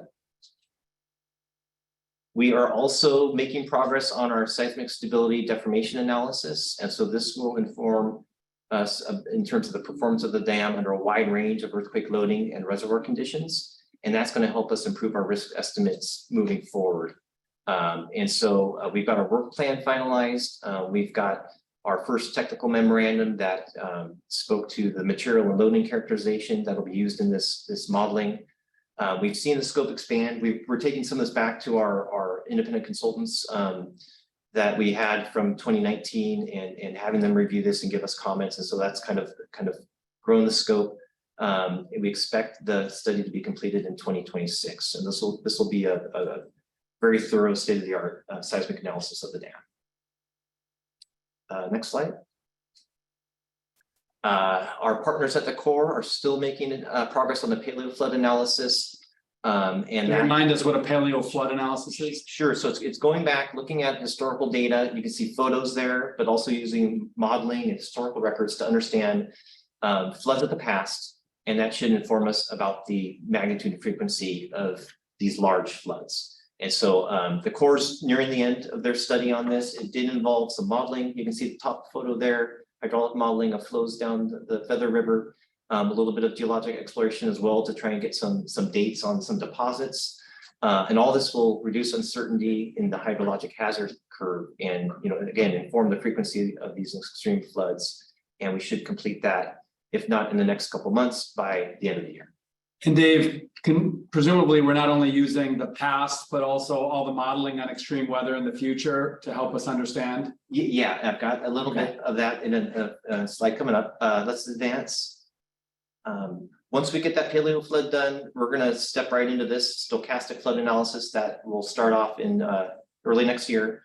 And that's simulating flood modeling, considering hydrometeorological and watershed input parameters as variables rather than fixed values.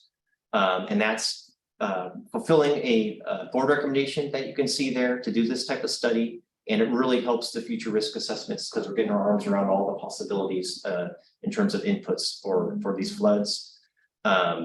We anticipate that completing in 2026. And so that's an important study that's going to inform a lot of the flood-related potential failure modes that the comprehensive needs assessment was addressing and also came out of our level 2 risk analysis.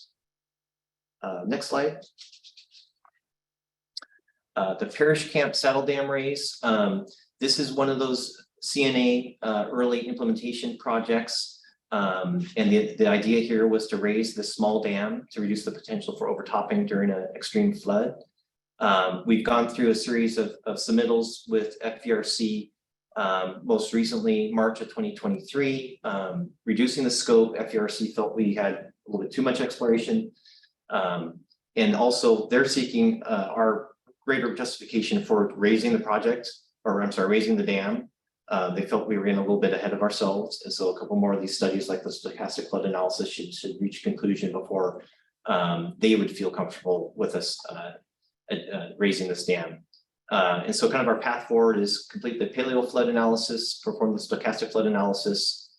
Meanwhile, we'll hopefully get approval for the investigation. And with that data, evaluate the erodibility of the dam and the foundation, and then ultimately reevaluate the risk and get to a point where we feel confident that this is a good project to advance, and also hopefully get our regulators on board too with an action of this nature.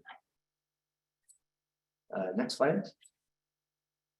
Up at the FCO, we still have this radial gate maintenance phase 3 project. You might recall we got the hoist equipment for gate 8 replaced last fall. If conditions allow, lake levels allow, we'll progress with other gates this coming year and future years, but we do see that as a multi-year project just because of the nature of needing to keep the facility ready for releases and not getting ourselves in a position where we're taking on too much work in a single season. We're still working on our retrofit analysis project for these gated monoliths. Getting this piezometer data has been really helpful, and so we are going to revisit some of the analyses and with our consultant because now we have some hard data in terms of the uplift pressures or lack thereof underneath the structures. We also this fall should get to our post-spill radial gate inspections. Since we've had the spill, we want to go back and inspect the gates. And then also we have a spillway maintenance repairs project that will get to this fall as well, and just address some of the typical maintenance after we have these modest spills. Next slide. We've had this in our slide deck before, just to show that we do have a lot of things in parallel that kind of tie to the FCO. The arrow on the bottom there, the water control manual update, that's underway too, and I think we'll hear about that at the next meeting. I just wanted to point out that we are talking to our teammates that are working with the Corps and others on that topic, so that we're able to let them know the outcomes of our paleo flood analysis, etc., so that information can get in their hands and inform their study as well. Next slide. Okay, so the emergency spillway erodibility study.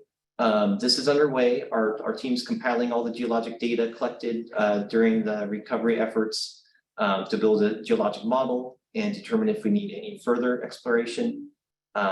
We've got a basis of analysis memo in the works that will describe the modeling approach and the flow scenarios. We're going to get that into FERC by September 1st. We expect the study to complete by 2026. And recognizing that, and a lot of the comments we're getting back from FERC that the justification needs to get to a point where we're doing what's called a quantitative risk analysis, where we're really diving into this one topic with the right information, having them be in the room with us as we have these discussions to get to common ground and understanding that an action needs to be taken here or not. And so that's part of this project. Next slide. So this kind of gets maybe to the future, in terms of how can we address climate change in these studies. This was just kind of the first step, and it ties really well to the emergency spillway erodibility study. We downloaded the ArcStorm 2.0's precipitation data or projections. They're 30-day duration events. There are two. There's the ARC historical, and then ARC future scenarios. We extracted that portion over the Lake Oroville watershed, and we took a look at it because we always in dam safety talk about the probable maximum flood and probable maximum precipitation, and that's a 72-hour storm, while the ARC storms are 30 days long. And we took a look and to try and find what is the maximum 72-hour cumulative precipitation within the ARC storm. So what 3 days within that 30-day period is the most extreme? We then compared that against our 2017 PMP, probable maximum precipitation, which of course is the basis for our probable maximum flood. And so if we advance the next slide, kind of interesting, the ARC storms are these longer storms, but they have lesser 72-hour volumes. And so the peaks within this 30 days are less than what our PMF studies predict or model. While they're lower peaks, it obviously could result in a longer spillway outflow for Oroville Dam because it's a 30-day situation rather than a 3-day situation. And so the tables there just kind of show the differences in cumulative precipitation, the PMP 22.8 in the 72-hour period versus 8.6 and 10.5 inches for the ARC storms. And then looking at it from a volume perspective in just a 72-hour window, you can see the volumes are, the first one's 37.8%, and second 46.1% as compared to the 2017 probable maximum precipitation. All that being said, I'm looking forward to working with the team to bring in this ARC storm type situation into that emergency spillway study and seeing in the erosion and seeing how this 30-day event result in a different erosion pattern or different results versus the PMF outflow. And so we're looking forward to bringing this information into that study so we can start answering those kinds of questions. So my takeaway as a non-engineer layperson is that really understanding these arc storms, which is like these almost like, storms of biblical proportions over 30 days, you're modeling what the impact of that will be on Oroville, almost kind of like a worst case scenario. So while we're doing all these safety projects right now, we're also trying to understand, yes, there's historical conditions, but given climate change and extreme weather, we also have to model for what could be, the storms of the future. Yes, but the other key message and hopefully people get is that what we've already done with the probable maximum flood is a more extreme 72-hour event. Yeah. And so just in the dam safety rule, that's kind of the standard, and the dam, the spillways can pass that amount of water. The question is, how is the emergency spillway going to perform? Got it. So that's what we're trying to answer at this point. Got it. So you're going beyond sort of what the industry approach has been on this, worst case scenario, 3-day, storm and flood. And then you're looking at modeling it over a flood that lasts for 30 days. Yeah, we're gonna and use exactly that arc storm data. So got it. I see Supervisor Kimmelschuh's hands up. Yeah, that's incredible. That's an incredible presentation. A lot of work went into it.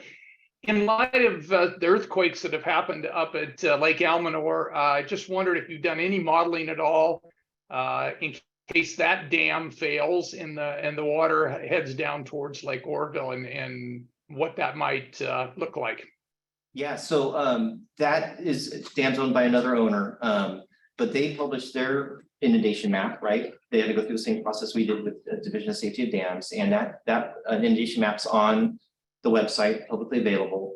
They assume that Lake Oroville's full, and yeah, that does come down to Lake Oroville, and it results in a peak elevation of 916 for Lake Oroville, which is below 922, so it does not overtop Oroville Dam. But if that event were to occur, we would get obviously spill over the emergency spillway, and quite a bit. And so that's kind of in a nutshell what that study tells us. So the good news is the Lake Almanor operators assessed, like if they lose that dam, what does the inundation look like? And even when Oroville's full, you're still below the top, but it would be obviously emergency spillway and contingencies and all that. Yeah, we'd be activating our emergency action plan, and during those earthquakes, we were in very close contact with the owner, both through the EAP channels, but also through informal channels because we interact with them as well. And remind us who owns Almanor? PG&E. Oh, PG&E, yeah. Got it. A lot of information, really, I'm with the supervisor, really impressive. I think it's helpful for commissioners to, if they have follow-up questions on these to share them through Nancy, and then we can make sure those get asked and answered either on the action tracker or a subsequent meeting. I know, Nancy, you're taking close note of what is going to be provided. We had Assembly member ask for the graphs on the toposometers, as well as probably some other questions that come in. It does seem like this should be a regular, update in terms of what's changing, and it's good to know progress is happening. So we should just think about how, we continue to incorporate this. And then I know we have done workshops, which are deeper dives for those of us who are interested into the safety projects too. So we should keep that on the agenda if commissioners are interested. Assembly member. Yeah, so no, I appreciate the presentation. There's always so much stuff there, and you're trying to keep track of all your different thoughts. I think one thing to highlight is and what I think has been a continuous issue raised by the commission is continuing to look at the low-level outlet and the possibility for that. And look, I mean, we know that other dams are doing this. Yuba County Water Agency is in the process of actually getting pretty far along in the process of constructing their own at Bullard's Bar. So I think that's something that really needs to be continuously on the radar, is like, hey, where are we at on the analysis of that? Redundancy, I think we saw throughout is a really key thing when it comes to dam operation. So, I mean, I do want to kind of continue to have some focus on that and where we, how we can continue to maybe move that forward and where that might be. I know there's still assessment of where maybe you might be able to do that. I mean, the other things that comes, obviously, you know, and Director Nemeth brought it up, you know, infrastructure and streamlining has been a big thing that I've been pushing for since I came into the legislature. Actually, one of my first bills was to do exactly that, streamline the judicial review process under CEQA for Sites Reservoir and other, you know, proposed water storage projects. Unfortunately, was not able to move that forward, but hey, you know, 8 years later, we're able to get it done. So I appreciate that we're able to push that through this year. And I think that will be helpful in terms of helping to, you know, fast track, you know, some of these water infrastructure projects that I think are much needed, including things at Oroville. And so I'm hopeful that we can utilize that. You know, alternative delivery, you know, as was mentioned, we're able to do that actually for sites. I was able to get legislation passed on that to allow construction management at risk when they begin construction of that project. And, you know, as Director Nemeth said, having, you know, design build is, I think, also going to be helpful with these projects as well. So I think those are some good developments on that infrastructure side. And, you know, hoping to be able to utilize those, you know, to build much needed water infrastructure in the state. It's always amazing to me too, like as I'm watching that, it's so weird how what you think might happen is not what happens, right? Last year, we were thinking, man, there should be some good runoff, and there was no runoff, right? Like it was like very minimal runoff. This year we had huge snowpack. I think there was a lot of concern, like if we get a warm storm, we have a lot of water coming into the dam, and how do we manage that? And that didn't transpire, you know, and we actually had, and now we have this like sustained runoff that I think has gone on longer than anybody anticipated. I mean, last year we were talking about, hey, this is the new normal, no runoff, you know, very minimal. And I mean, this year we saw like probably the most sustained runoff we've ever seen, you know, as long as I've been alive anyways, that just keeps water, you know, pouring into these dams. It's a good thing, right?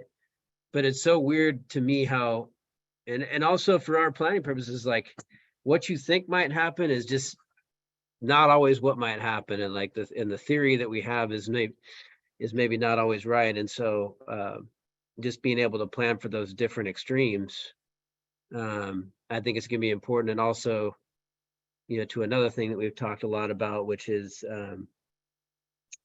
you know, being able to update our water manual and be able to have forecast-based operations at Oroville, which I think will be important. So I think another thing to highlight. But I mean, I think for a lot of us, it's just about really trying to continue to make the investments that we need to make.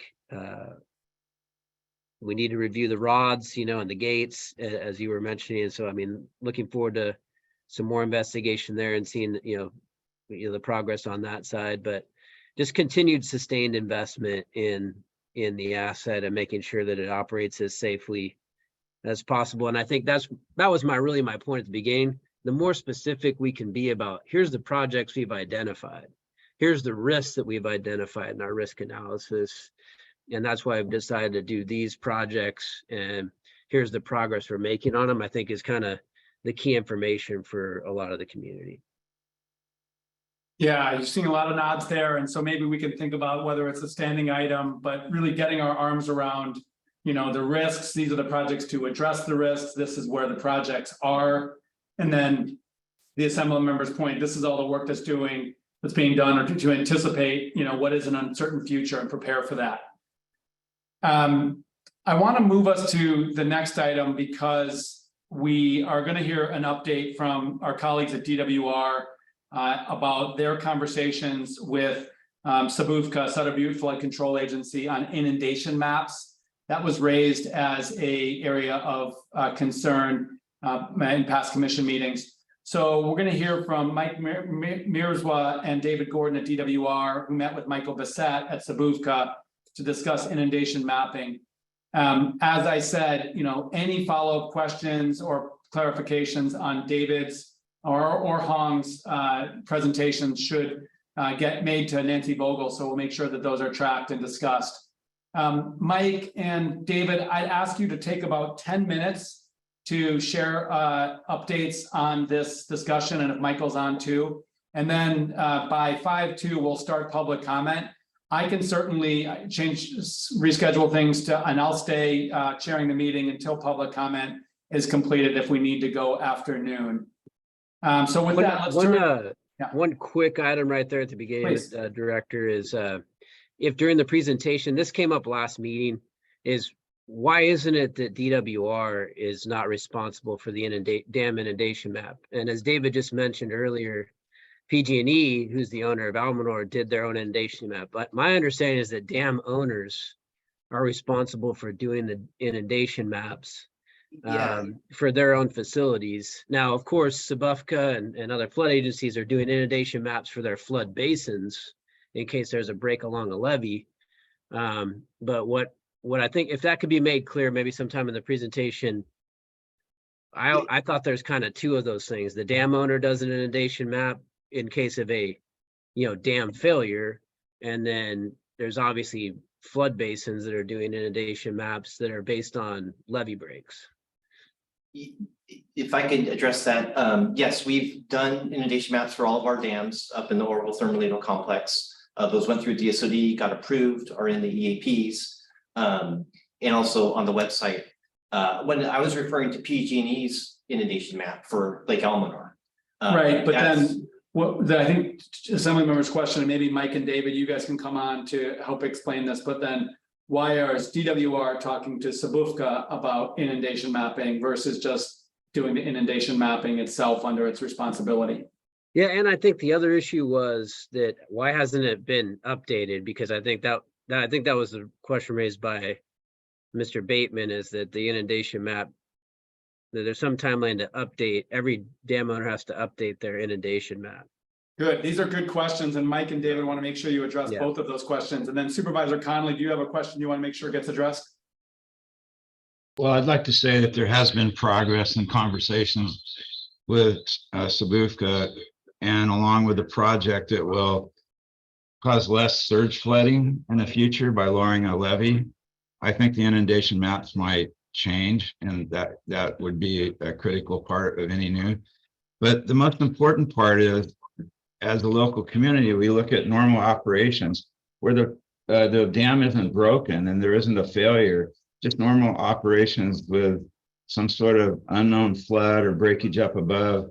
You could flood Oroville, and those inundation maps seem incomplete or improperly looking at Highway 70 as a levee. But I want to leave it with this. I think there is tremendous progress, and I think Sabufka and DWR are working together to get us the proper mapping. Thank you. That's really encouraging. Over to you, Mike and David. Excellent. My name is Mike Mirzwa. I'll wait for the slide to come up here. I'm the state floodplain manager. I'm within the Department of Water Resources Division of Flood Management, which is our local assistance unit. So it's not tied to the State Water Project. We're have a small regulatory role, but really our primary job out there is to provide information and increase capacity at local agencies to address future flood risk. And I'm an expert in maps, and I start off with this slide here showing a map made after the 1927 Great Floods of the Mississippi River. But I'm going to move back to California here in my presentation. If you can move to the next slide. And I'm really here just today to give you a briefing on a meeting that we had. A few of us, Commissioner Bateman was there on May 18th, 2023 at the Sabufka offices. What you're looking at is the full agenda that we had here. We went through 5 items talking about the use of inundation maps, and I'll talk a little bit about that. And I have a star also next to revisiting the FEMA firms, the flood insurance rate maps. And I'm going to talk about those as they apply for the Oroville region. It's a pretty complex subject. What I am not going to discuss here today is we got into a little bit more different detail on a thing called a flood study assumptions table. We also did talk a little bit about the SB 92 dam inundation map requirements. I wasn't intending to talk about it, so I'll address it right now. After 2017, the new legislation through the Senate Bill 92 came up with very specific requirements for dam owners to go through when preparing their dam inundation maps. There's many different ways that I'll be showing you with the types of maps here that those aren't the full suite of maps out there. So when we were talking about the PG&E maps versus state water project maps, both of those dam owners provided to the Department of Water Resources Division of Safety of Dams inundation maps meeting the legislation that was required out there. But there's a suite of other types of questions you could ask. So there's different types of maps. So I don't know if that's completely clear, but there are maps that are coming from State Water Project and other dam owners. I just wanted to put that out there. What you're looking at on the side here is a picture from FEMA, the Federal Emergency Management Agency, on their guidance when you're going through and doing a flood inundation map where you're considering dam and reservoir or non-dam features. This is one of over 20 different 50 to 60 page manuals that FEMA provides to engineers to come up with the assumptions and the data that they need to design a flood map. And the reason I put that out there is it's a pretty complex world when you're going through and designing these things. And I just want to let you know that there is guidance from the federal government on how you would go through and do that for different types of features. And dams are just one of about 20 different scenarios that you could get into for your maps. It'll become a little more clear why I showed that in my next slide. This is from FEMA, and it's talking about flood inundation maps. And the really highlighted point here is that these maps are just one of many tools that communities use to know which areas have the highest risk of flooding. And FEMA really is sort of the gold standard or platinum standard in the United States as far as coming up with how do you use flood risk maps and flood risk assessments. Next slide, please. There are many different types of maps that we discussed out there. And the reason I'm having this slide here for you is that if you design a map to answer one of these questions, it will not necessarily appropriately answer the other questions. And here are some examples at a high level. We design flood maps to help us with our land use planning. We use it for flood defense designs. This is basically how high do you make a levee or where do you want to put the levee? Is it close to the river? Is it further away? We use these in emergency response. I'll talk a little bit more about that here today. And then we do use maps in our flood recovery. That 1927 Great Flood map that I was showing was actually used for recovery to show who got flooded and who needs to basically be made whole again through assistance from the United States government through Congress. But each of these maps has different assumptions. And so no two maps are alike. That's the main key out there. If you go to the next slide, when we're going through, and there'll be some animations and I'll cue in when I want to bring those out there. When we get into a flood emergency, there are things that we do decades to months before a disaster in what we call the mitigation world. This is where my team at Floodplain Management sits. We're working with communities to build that capacity in anticipation and preparing for the worst case scenario, and of course, hoping for the best case scenario. When a emergency actually occurs, they can last days to weeks. This year we had it last for months. It was pretty unique. That's where we move into response mode. And the individuals like my team who are in the mitigation world become literally that taxi squad that assists and fills in gaps in the response area. When we're at the tail end of a response, we actually began some of our assessment activities to actually go and do high water staking, to do mapping, to identify basically who did get flooded and how bad was it. And that is the start of the recovery process. But typically my team moves right back into mitigation mode as other specialists come in and develop that.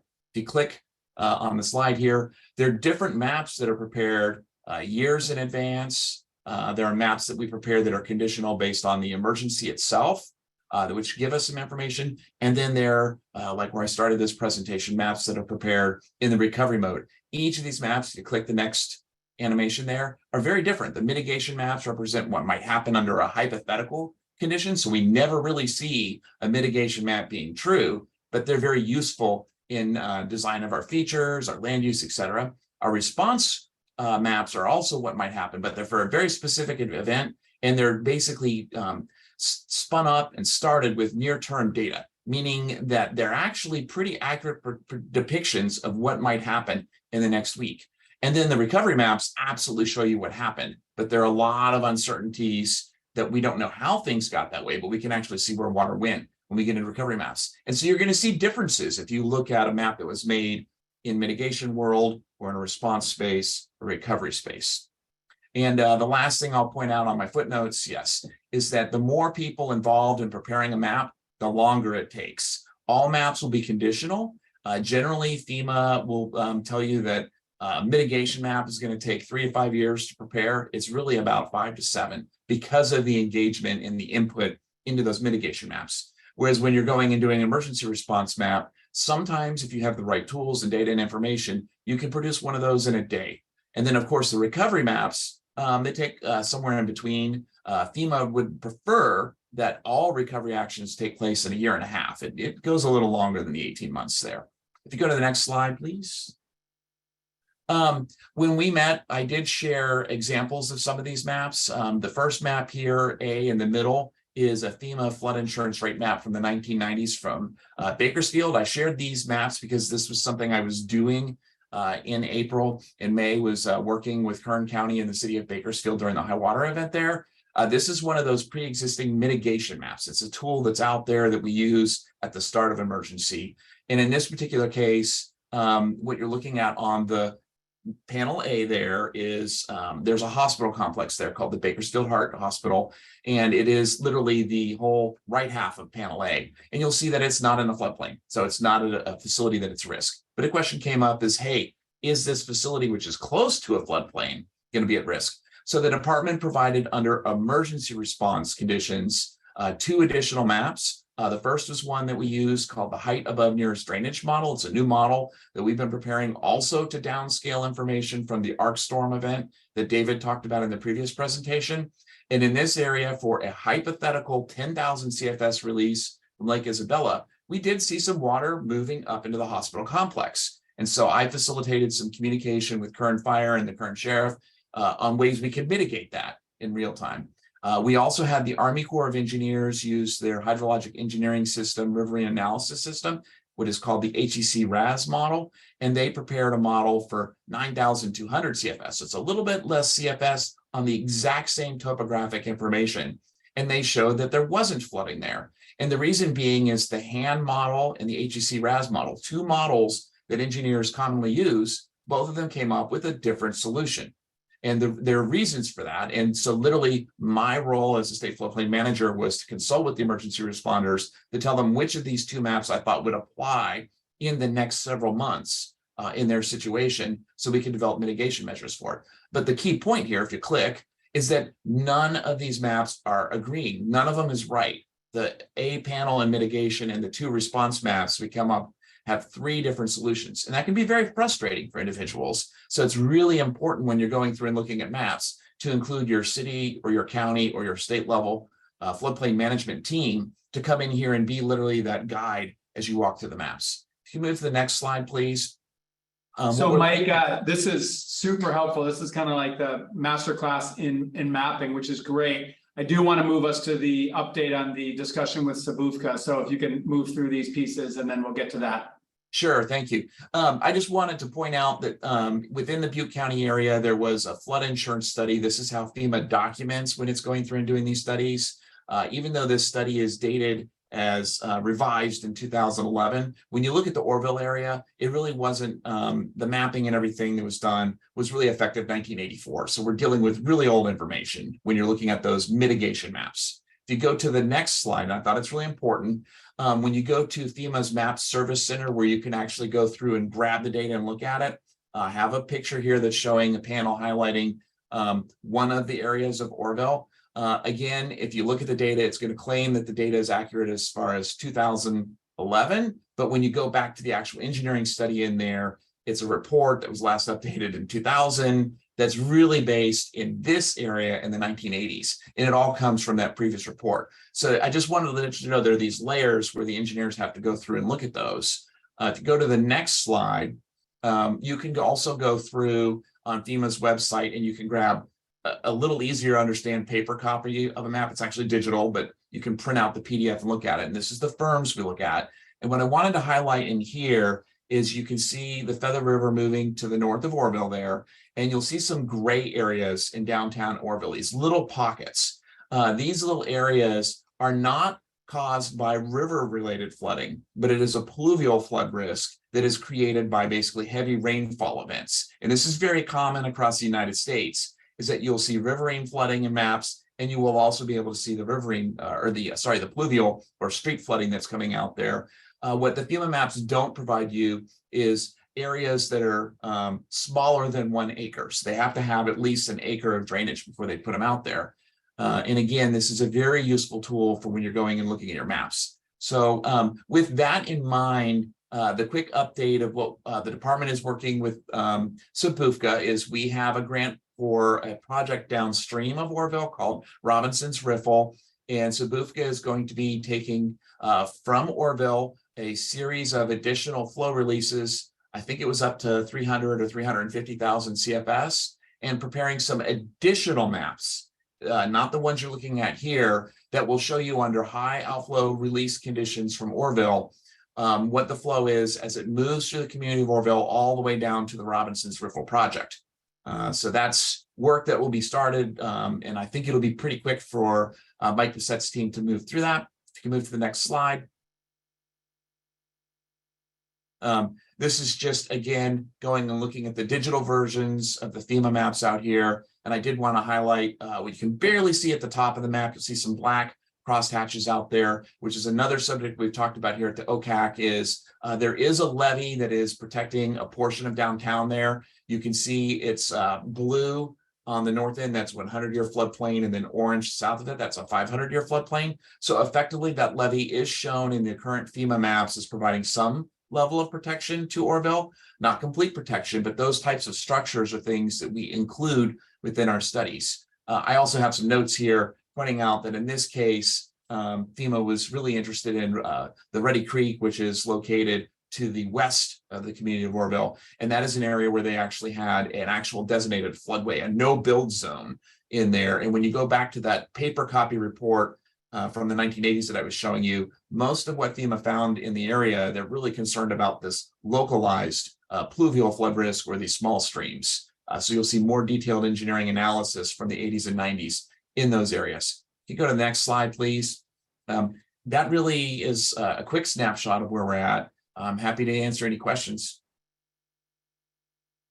Thanks, Mike. My two takeaways from or at least things that stick in my head is one, at least in some respect, inundation mapping is used for different purposes at different times. Some of the inundation mapping that you've identified, developed by FEMA, is quite dated for Oroville. I think that's something that Mr. Bateman had pointed out, and that there's updated work in partnership with Sabufka to improve or update inundation mapping, right? So what would be the takeaway for somebody in Oroville if they're hearing that inundation mapping that shows where flooding may occur is outdated? What can we tell them about the updated process with Sabufka? And I'd invite Mike from Sabufka to share thoughts here as well. Yep, Mike, do you want to jump in first? Yeah, I'll jump first, Mike. I'll be really quick. The information is definitely outdated, but I would still always start with looking at those FEMA maps to see where there's been historical flood data. And then bridging to Mike is the opportunity that he's going to be providing us by coming up with this updated information. When FEMA does come through, and they do intend to, I've been having conversations about where they're going in the state and updating their maps. They'll be able to make use of all of the information that is provided. They will use Dave Sarkeesian's dam inundation maps. They'll use the maps that Mike Bissett and his team from Sabufka will be providing to us. And there will be a transparent process where the leaders of the communities that are impacted by those maps will get a letter from FEMA. I get copied on all those letters sent across the state.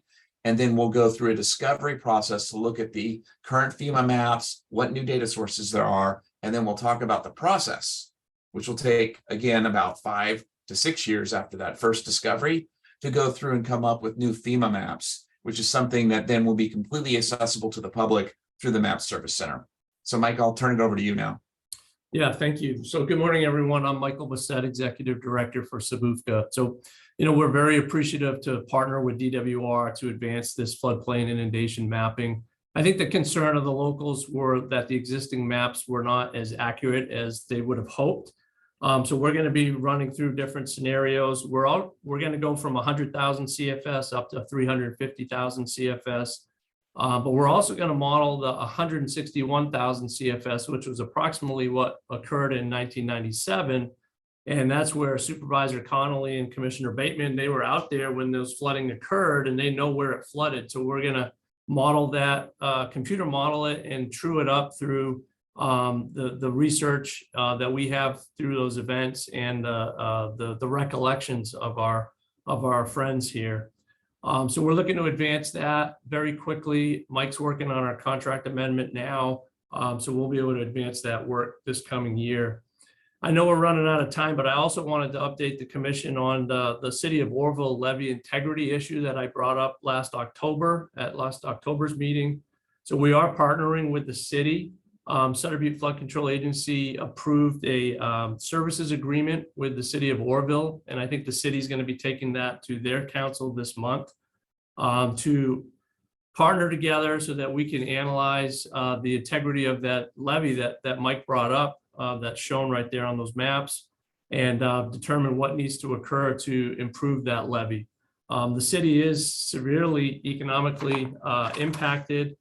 So we're going to be looking to partner with DWR to identify some funding sources for this economically disadvantaged community to go after to make improvements to that levy. The last thing I would like to mention, since I have a minute here, is at our last Sabufka board meeting, we did have a robust discussion on this upcoming flood season. And I think Assemblyman Gallagher talked about it earlier, but all the reservoirs are topped out this year. We've had a fantastic year and in some parts of the state, a little too much. But coming into this coming flood season, everybody's predicting an El Nino year. We don't know exactly what that's going to mean, but with the reservoirs being in the condition that they're at now, we're just going to want to partner with DWR to understand how the releases are going to occur this summer, following the water operations manual, making that the flood conservation pool available for this coming winter, and just having those concerns or those questions and communications as we move forward this year. So I just wanted to highlight that as a topic of concern and one that we'll continue to communicate with the department on. So thank you very much for the time. Appreciate it. Thank you, Michael, for all you and Sabufka are doing. And I would note that, for our next meeting that will happen late fall, I think in November, would be good to agendize a discussion of what we anticipate for the coming winter and how we will be managing if there is a big El Nino year, given that the reservoirs are already full up. I'll note that based on initial feedback and our own thinking, we were also talking about the November meeting addressing weather forecasting, the modeling for weather forecasting. I know Assembly members point around, it's really been hard to predict what comes, what happens. So we'll want to share what DWR is doing to try to better understand what's coming. And then related, talking about the forecast informed reservoir operations or FIRO, and how it's plugging into the water control manual update process for Oroville, which I think the Assembly member also referenced. So those are, a couple of suggested topics for November, along with what's the plan for this coming winter if it's a big wet winter. And then we'll take other suggestions that commission members have for the November meeting and use that to build the agenda. Let me turn it to Supervisor Connolly.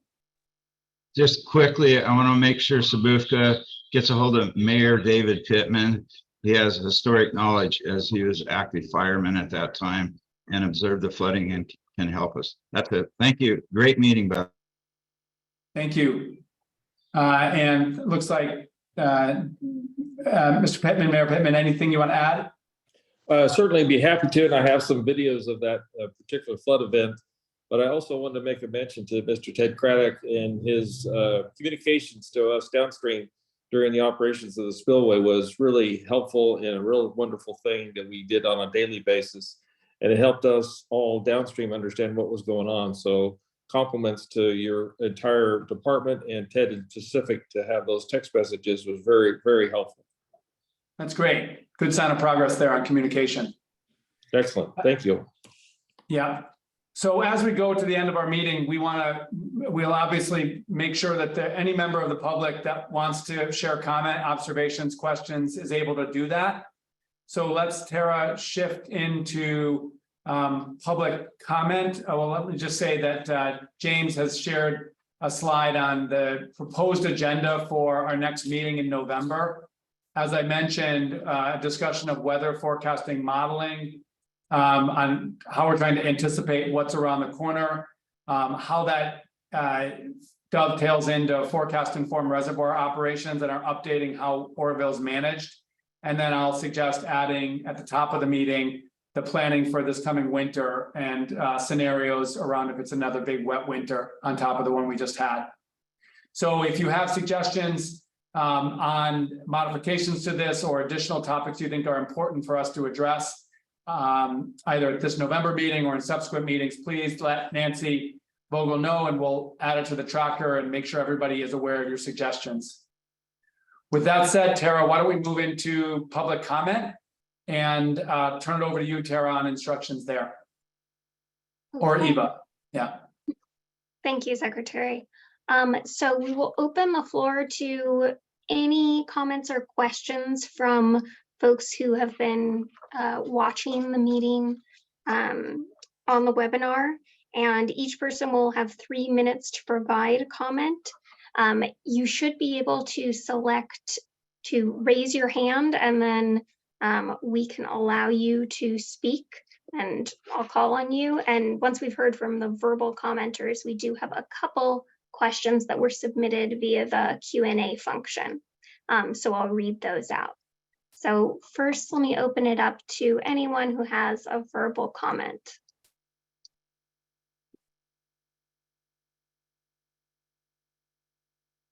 Okay, I see Matt Mentink. Matt, I'm gonna allow you to talk. So you should be able to unmute yourself. Hey, this is Matt Mentink, former Oroville Comprehensive Needs Assessment ad hoc member. I got to say, this has been one of our better meetings, and I think that we've accomplished a lot in how we conduct ourselves as a Citizens Advisory Commission. I think the door of transparency is starting to open up to where trust in DWR from the downstream community is starting to take hold. We heard another fantastic presentation from David Sarkeesian, who always seems to understand the essence of our questions and truly delivers. We heard Carla open up the suggestion that we take really a deeper look at the asset management tool, which dictates where financial resources are allocated for a future meeting. We heard Secretary Wade say, yes, we want this to be your agenda. Let's just figure out how we can do it legally and following regulatory guidelines, how we can ask the detailed questions going into the meetings, ask the detailed questions coming out of the meetings. We see where the audio recording is now going to be part of the permanent record, because probably 80% of what was really covered in the meeting will not be available through the slideshows, but the verbal conversations that happened during this meeting. And I look forward to re-listening to those to make sure that questions going forward are not repeats of what was already covered. There's things that we'll be asking in post-meeting questions that I'm sure will be answered under this new format, sense of transparency. And not to forget Hong Lin, who made herself available to this advisory commission.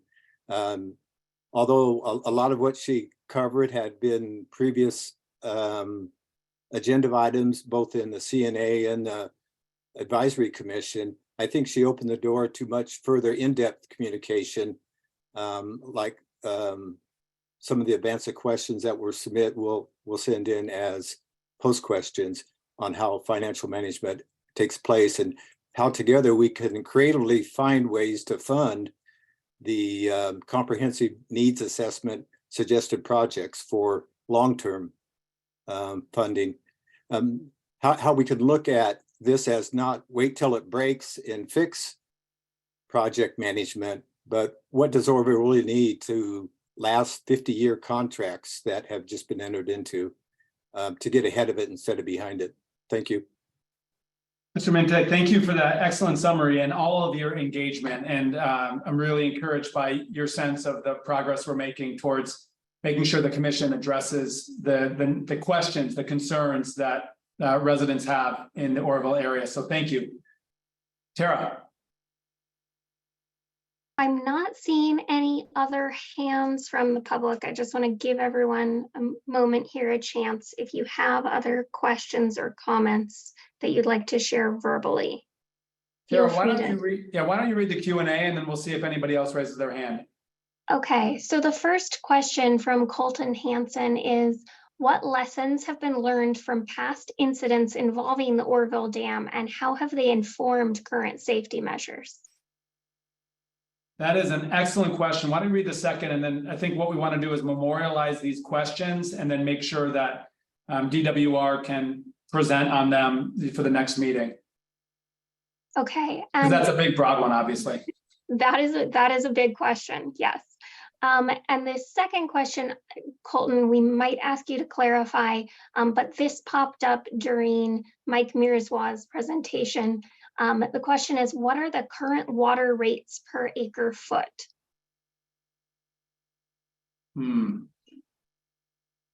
Colton. So that's probably a question for Ted, and that's I'm assuming Colton is asking about the water rates for our state water contractors, and there are multiple different water rates depending on how far that water needs to travel, because we supply water to the Bay Area and then really almost down to the border of Mexico. So, Ted, do you want to give just a very quick, what's the range of rates there? And then of course, we also have local contractors like Yuba City and others. Yeah, thank you, Carla. I'll start and then I think Ong will probably be able to add a little bit more, but you're right, Director Nemeth, that the rates vary depending upon how far the water is moved in the system. So the farther you are away, the more facility costs and also operation costs that get incurred. Whereas if you're closer to the source of the water, less facilities, less costs that get billed. The overall bills that we have for the whole system for the state water project are on the order of about $1.5 billion per year. That does not include the cost of energy to move the water. So there's additional cost associated with energy. And then that translates to a cost range on the order kind of average, and this is where I'll look to Hong, of about, I'd say $600 per acre foot as somewhat of an average, but Hong, I think it's higher and further downstream, maybe on the order of $800 per acre feet, and then a little bit less as you're closer to in the system. Right, so again, state water project is a full cost recovery system, so it's kind of challenging to define a rate because the recovery period is from the early 50s to all the way to 2035 regional contract terms. It's a convoluted cost recovery system, but as Ted mentioned, if we do a quote equivalent rate, that is in about the right range, 600 to 800, actually with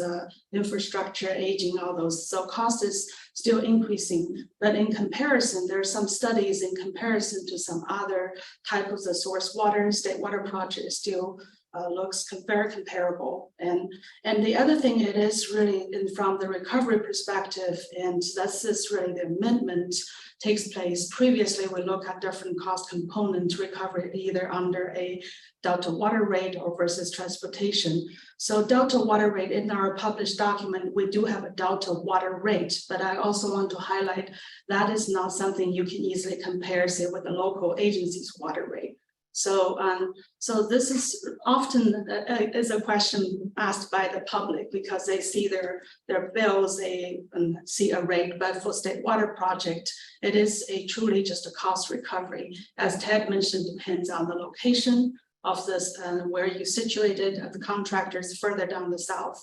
will have more of the cost. Got it. And a ratepayer in Alameda County or San Jose or even Southern California, they're going to get a retail rate from their water agency that includes the costs of moving water through the storing, moving water through the state water project, but also their local costs as well.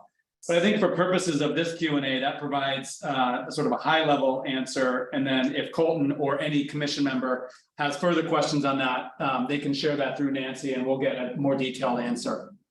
That's right, Secretary. And one last comment would be Bulletin 132 includes information on the cost throughout the system. Yep. So that's the source. Yeah, and I think the name of the game here with the commission, particularly as residents are tuning in, is taking what is dizzying complexity of the system on the finances, on the safety, and then distilling it in a way that, you know, the non-experts can understand and then go deeper as needed. So this is a really good example of an answer that gets sort of oversimplified, boiled down. But then your point is there are other data sources as people have, you know, sort of deeper questions.